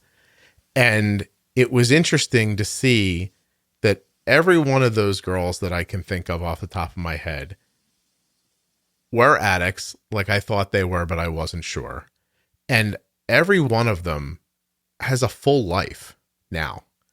It's very interesting. They all found their way through, which I guess is just lucky to some degree. But I wanted to tell you that just because I do think you could have kids and have a life and like the way you want to. I'm thinking of this one girl in particular. She was just adorable when we were in high school and nice, but she just, like you described, like she was always looking for trouble, it felt like, and always with guys that you were just like, oh, why him? And like if you were friends, you'd pull her aside and go, I feel like you could do better than this. But now I can picture in my head a 50-year-old woman who shares very openly about what she went through. And I don't know, it just feels, you're much younger than you think you are, I guess is what I want to tell you. Yeah. There's a lot ahead of you. You know what I'm saying? And I've always kind of thought of myself as like an old soul, but also like my drug addiction has kind of left me at like a perpetual like 17 for 10 years, so yeah, not exactly chasing a stable job and health insurance and that kind of stuff. Right. I hear you. Savings and all that. Yeah. Having my own place, all that. Yeah. Yeah. I have to admit, it both surprised me and didn't surprise me when you said my mom just came in. I was like, oh yeah. Well, and that's funny you bring that up because she's actually here visiting. So she's staying with us here. So she just happens to be here visiting. She's at your place. Okay. That did take, I was like 28. I'm like, honey, you got to pull it together a little bit. Like you can't live with your mom still. And by the way, everyone listening who's 28 or older lives with their parents, I'm not judging you. Just keep going. Let it happen. Just let it out. You never know what's going on in their life. Yeah. Listen, everybody needs help, at one point or another. So how do you, usually I ask this question like 20 minutes in, but we'll do it now instead. How do you manage your type 1 diabetes? How's it going? And how the hell did you find this podcast? I'm using an Omnipod right now, and I'm just using a glucometer because I'm kind of lazy with changing my CGMs. I've tried all the CGMs because of insurance and stuff. I couldn't afford the Dexcom. I did try it. Right. Was able to use it for a couple months, but it was too expensive. So then I went to the Libra. I was using that for a while. And then my doctor, I was kind of having a lot of lows overnight and stuff. And so he he suggested the Medtronic CGM, the Guardian. Okay. And so I started using that one, and it was way more accurate than the Libra was, I noticed, for me. Okay. But the process of having to put on the Guardian, there's like 8,000 steps to it. So when it's time to change that out, I just get really lazy and don't change it out. Neva, you listen so much. As you said that, did you think, wow, Medtronic really does take a lot of hits on this podcast? Yeah. Well, and my doctor, I kind of feel like he's in Medtronic's pocket a little bit, because even from the beginning, he was like pushing the Medtronic pump on me and stuff. So, but when I told him I wanted Omnipod from listening to this podcast, we went with that.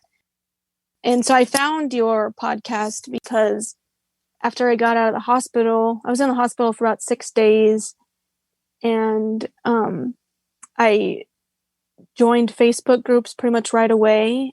And no, that's not how I found it. I think I typed in diabetes on the podcast app. Okay. And yours popped up, and I started listening and basically got caught up pretty much in here we are. Well, I have to say, not that this is a ham-fisted place to say this, but when I tell people like leave good ratings and reviews because it helps in searches, this is exactly what I'm talking about. Like, and I've recommended your podcast to a lot of people because I've learned so much more from your podcast and the Facebook groups just by people sharing their experiences, right, than I ever have from my doctors. Oh, I'm really glad that it's helpful to you. Seriously, it makes me happy. And it really is. Yeah. I think I can officially say now that I'm the official diabetes podcast of the Church of Jesus Christ and Latter-day Saints and heroin addicts. That's how I'm going with this. Like, seriously, because I'm going to put that on if I had a sign outside of my building, I'd put that on the sign. I really would. I'm really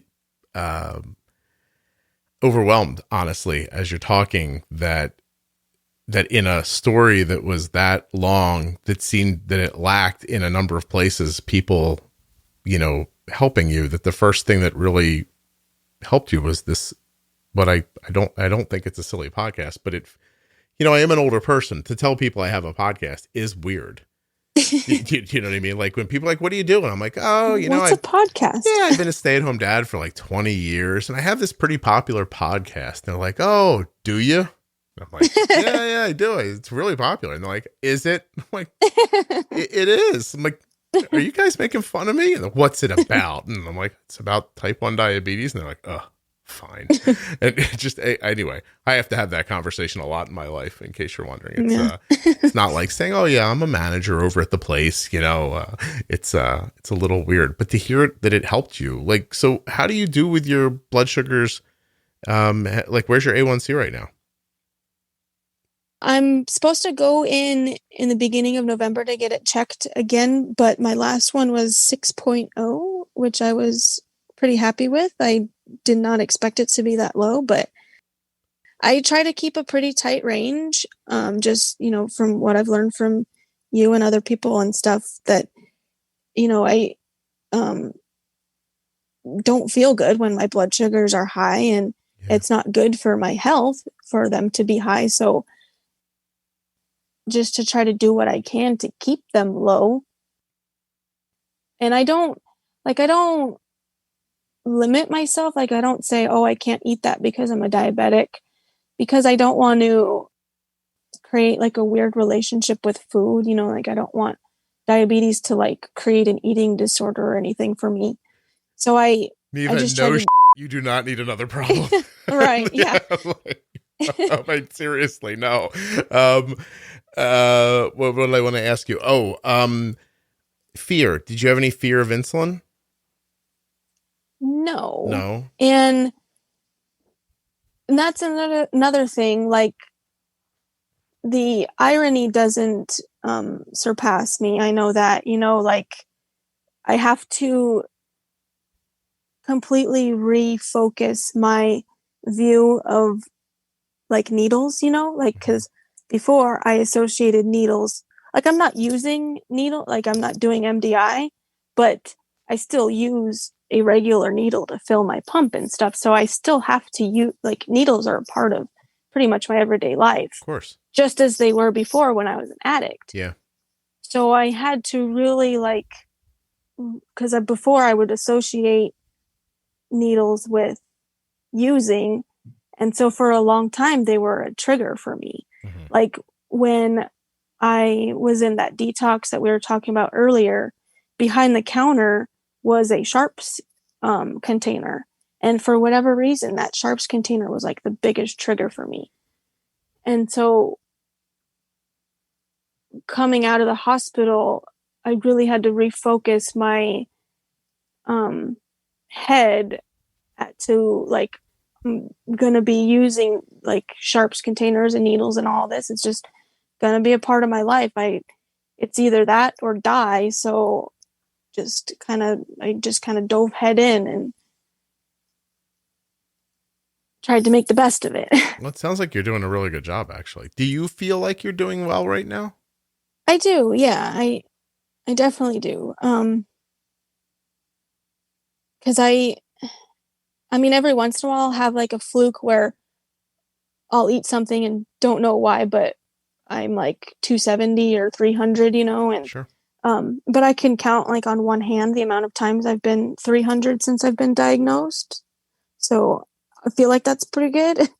I think that's amazing.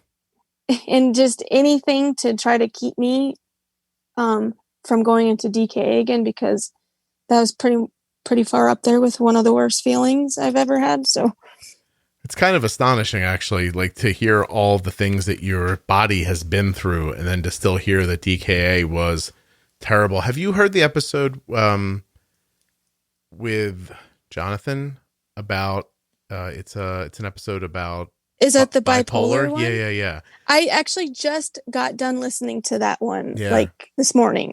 And so that's as far up as I am. From there on is what I have to get caught up. Wow. With. Yeah. You made me think of him because the way he described being in DK, I think I've said this already a couple of times because it stuck with me, but he said like he felt like the devil was like ripping apart from the inside out. Like, yeah. God damn. So it does feel like that. Yeah. I mean, to have withdrawal from something as strong as an opiate like that, and then heroin, and to still feel like DKA is worse, I think should be telling to people what it's like. Yeah, for sure. And what your body's going through while it's happening. Right. More importantly. Yeah, and I especially like the analogy that you've made about the sugar molecule. Like when you look at like a sugar cube or a grain of sugar, it's all like sharp and stuff, and the sugar molecule is the same way. And so when that much sugar is going through your veins, it's literally like ripping apart your inside. So it literally feels like that because that's literally what's happening. Yeah, you're being scraped very slowly. And I said that time because I don't think people understand when they're like, oh, I have a bleed in my eye, like what that, and it's from my diabetes, what they mean when they're saying that. But, a little vessel just gets worn out. And, the worst part about it is some of those vessels, as they get worn out, your body tries to, Jenny explained at one time how it tries to patch it. And then that's how arteries close off. So when you later are like, oh, he had a heart attack from his diabetes.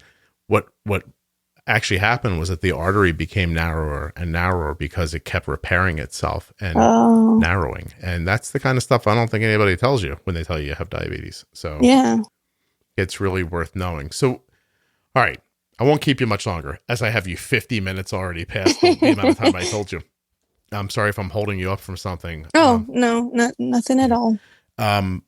What are steps forward for you? Like, what is, like, I'm assuming you're a very day by day person with some bigger long range plans. Like, how do you stay in the right frame of mind, and what are the steps you have to take to do it? And do you have any advice for people who might be going through what you are? Taking it day by day definitely is a big part of it. But for me, some of my goals, are to eventually move out with my boyfriend, move out from living with my grandfather, and, buying a house together and starting a family, and, getting off methadone. But the addiction piece is something that I will have to work on for the rest of my life. So I think in order to not get ahead of myself, I have to just work on doing what I can today to stop, like, to not use again, and so for me, that's going to work, taking, care of my debts and stuff, so that I can eventually slowly build my credit score back up so that I can save up money and move out. And then just kind of take it slowly, like baby steps, and what about on the physical side? Like what's the, like, how do you stop using methadone at some point? They very slowly wean you off. Mm-hmm. It's like a milligram a week. So like, say you're at like 50 milligrams, your dose every day is 50 milligrams. And then you'll finally, it's up to you whenever you want to stop or start to come down. So when you finally say, okay, I think I'm at a good point in my life to start coming down, they'll say, okay, so we'll start weaning you off. You'll talk to your counselor because they do make you go to monthly counseling sessions, and they work with you, about relapse prevention and stuff like that. And so when you say you're ready, they'll, give their input, whether they agree or not or whatever. And then they'll say, okay, we'll bring you down to 49 milligrams this week. And so for that week, you'll do 49 milligrams every day. Okay. And then the next week you'll go down to 48 milligrams. And so that's like how slowly so that your body it'll be slow enough to where your body doesn't feel those big jumps of not having so much in your body. I see the idea. Once a month therapy, like if you were my kid, I'd be like, you got to go more often than that. Yeah. Do you have health insurance? I do. Yeah. And I, when I was starting with the methadone program, I did go once every 2 weeks. So I did go more often because I did feel I needed that. And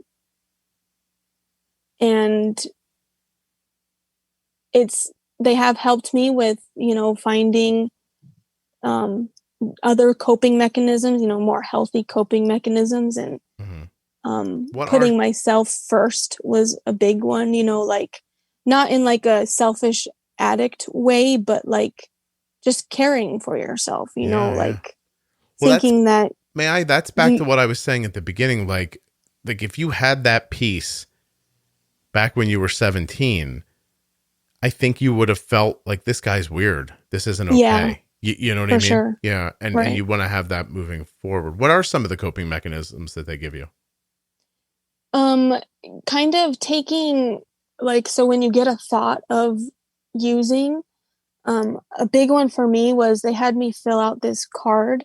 So and it has like 8 different things on it about what to do when you get a thought of using. And like, one of them is like, let the thought pass, like don't dwell on it, don't keep thinking about it, like try to think about something else, or say the serenity prayer, and call somebody, or, you could pick up like for me, it wouldn't be very feasible, but like a piece of candy or something to like kind of trigger that piece in your brain that's like, oh, like, this was nice. Yeah. Yeah. Sugar. Yeah. Well, you do, I'm thinking of somebody specific, and I can't obviously, and I wouldn't say names, but I do know somebody who was was a drug seeker like you, but they stuck with emergency rooms to get, pharmacy level narcotics the whole time. And when they finally, when the system finally caught up to this person and was like, look, we all know what you're doing, we're going to call the cops if you ever come back here again, they went right to food after that. And it's just such a shame, because this person that I'm thinking of went from an average size person to a person who's just, unhealthily and significantly overweight. But the eating really does. I mean, I'm an outsider and a layman, but it just seems like they just traded one addiction for the other one. Yeah. You know, it's terrible. Like it really, I'm so sorry for you that any of this happened. But I'm really amazed at how well you're getting through it, because it's just, there were so many opportunities for you to not get to this place, and you still did. You know, it's really kind of cool. And that's one thing that I'm grateful for, is that I never have overdosed, and I don't know how I never have, but Yeah. I haven't had to be Narcaned or anything like that. So I definitely have some kind of guardian angel looking over me, and I'm extremely grateful for that. Do you ever laugh to yourself when you go to get more insulin from the pharmacist? You're always like, are you ever like, oh, I'm such a square now? No, but it is kind of weird, because like there was one time when I went to a pharmacy to get needles for using, and because out in California you could go to like a Walgreens, you know, and pick up needles, and they would sell you a bag without any questions or anything. And so I walked into King Soopers here in Colorado, and I wanted to buy a bag of syringes, and they said, oh, well, do you buy your insulin here? I said no. And they're like, oh, well, we need you, like, where do you buy your insulin, or something like that. And I made up something, and they're like, oh, well, you can have them call, like I said, Walgreens or something. They're like, oh, you can have them call us, and we can verify, you know, that you get your insulin from them, and we'll give you the syringes. And so it just, they outsmarted you. Sparked a memory in my You're like, damn it. And so now I'm like, oh yeah, I get my insulin from there. It's such a like I was saying earlier, like your whole life revolves around it, because now you have the heroin, but you don't have the needles. And now that's, and everything about society is set up to block you from doing the heroin. And so you're just like, it must have just been like a scavenger hunt all day.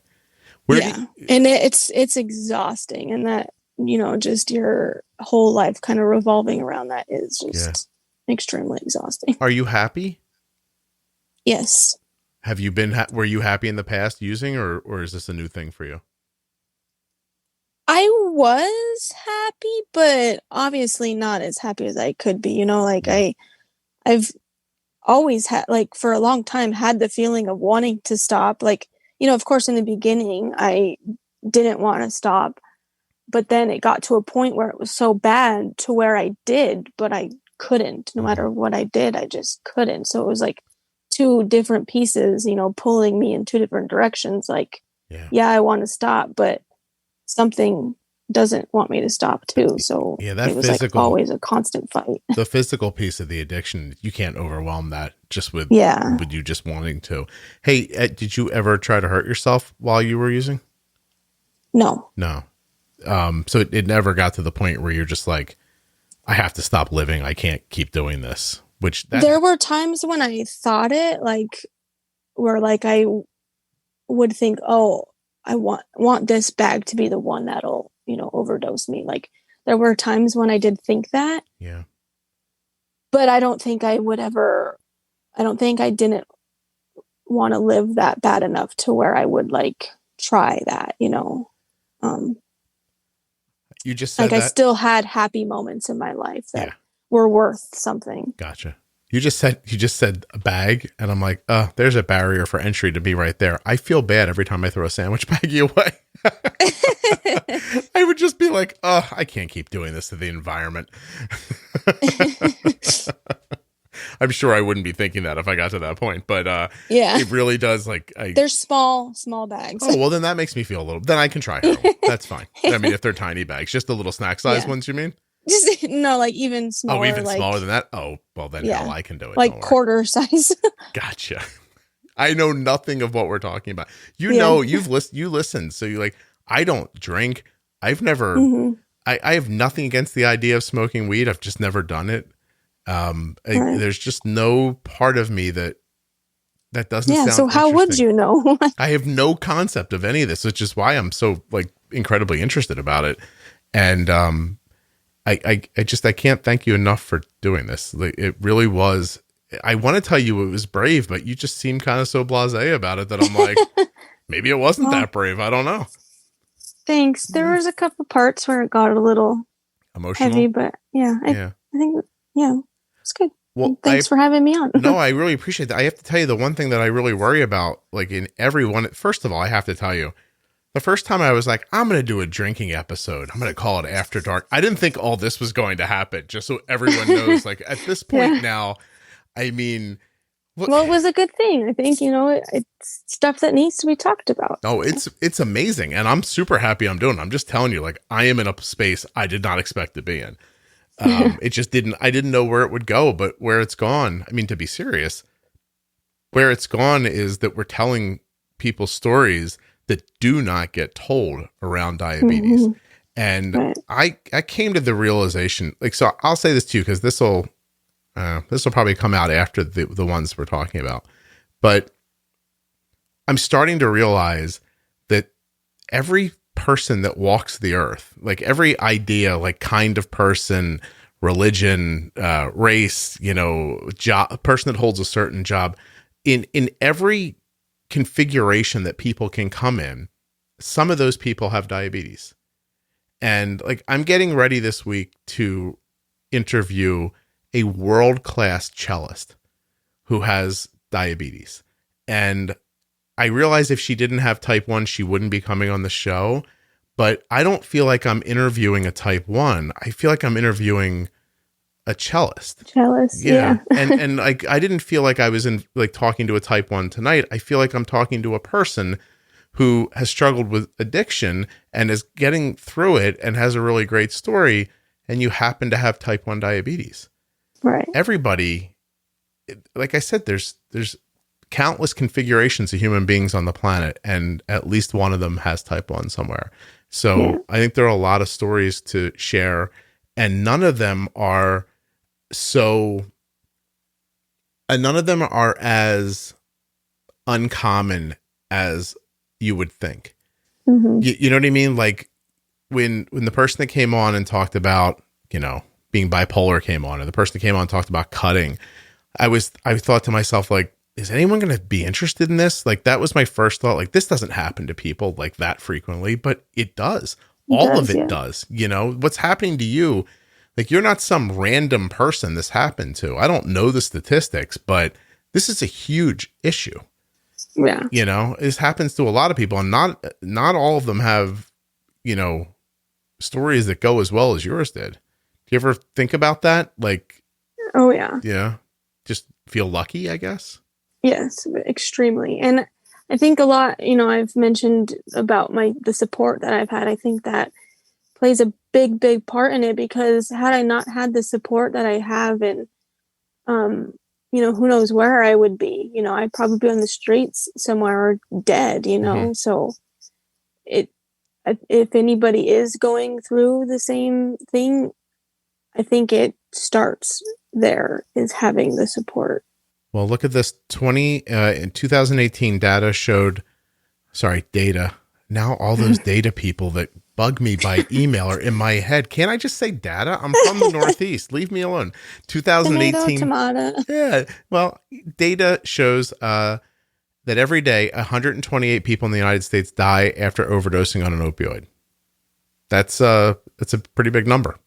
Yeah. Yeah. To think that I have lived, I don't even know how many days that computes to, the last 10 years. It made me wonder. Without overdosing at all. This is a miracle. In a decade of using, how many times did you use every day? Yes. Wow. That's insane. It really is. Yeah. I'm not judging you. It's just, it fries my mind. It really does. Mm-hmm.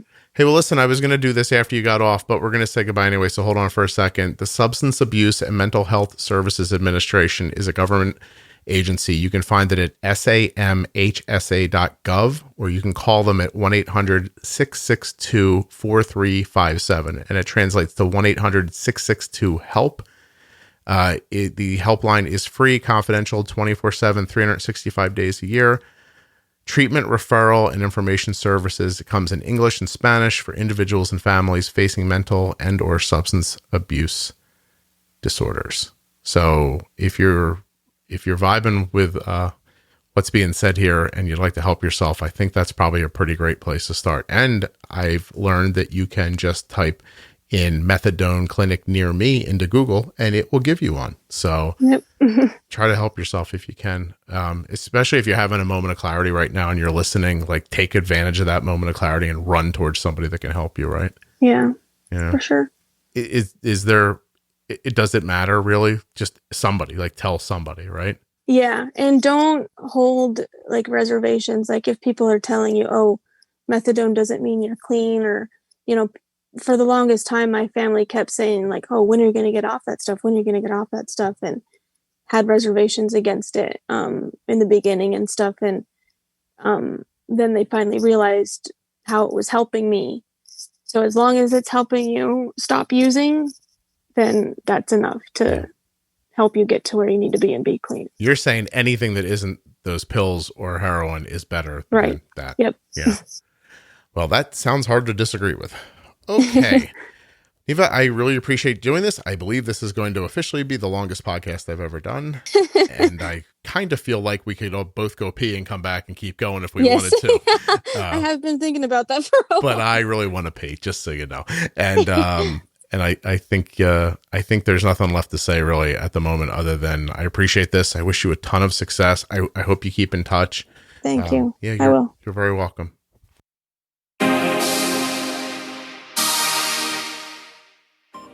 I want to take this moment to thank Neva for her bravery and honesty, and a moment to remember all the people who have come on and told tough stories in the After Dark episodes. Just can't be easy, and it's incredibly helpful. I hear from so many of you behind the scenes who are helped by these very episodes. So for everyone who's willing to step up, everyone appreciates it, especially me. Thanks so much to Touched by Type 1, the Omnipod tubeless insulin pump, and the Dexcom G6 continuous glucose monitor for sponsoring this episode of the Juicebox Podcast.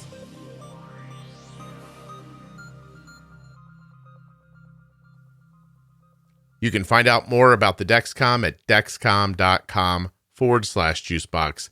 Get that free, no obligation pod experience kit at myomnipod.com/juicebox. And of course, touchedbytype1.org, or find them on Facebook or Instagram. Hey, you can follow this podcast on Instagram at Juicebox Podcast. You can find the blog at juiceboxpodcast.com. And on Facebook, we are Bold with Insulin. That's the public group. And Juicebox Podcast Type 1 Diabetes is the private group, which I think is up to 7,000 of you now in there, all talking about management of insulin. It's very cool. One of the nicest places I've ever seen in Facebook, and that is no over-exaggeration.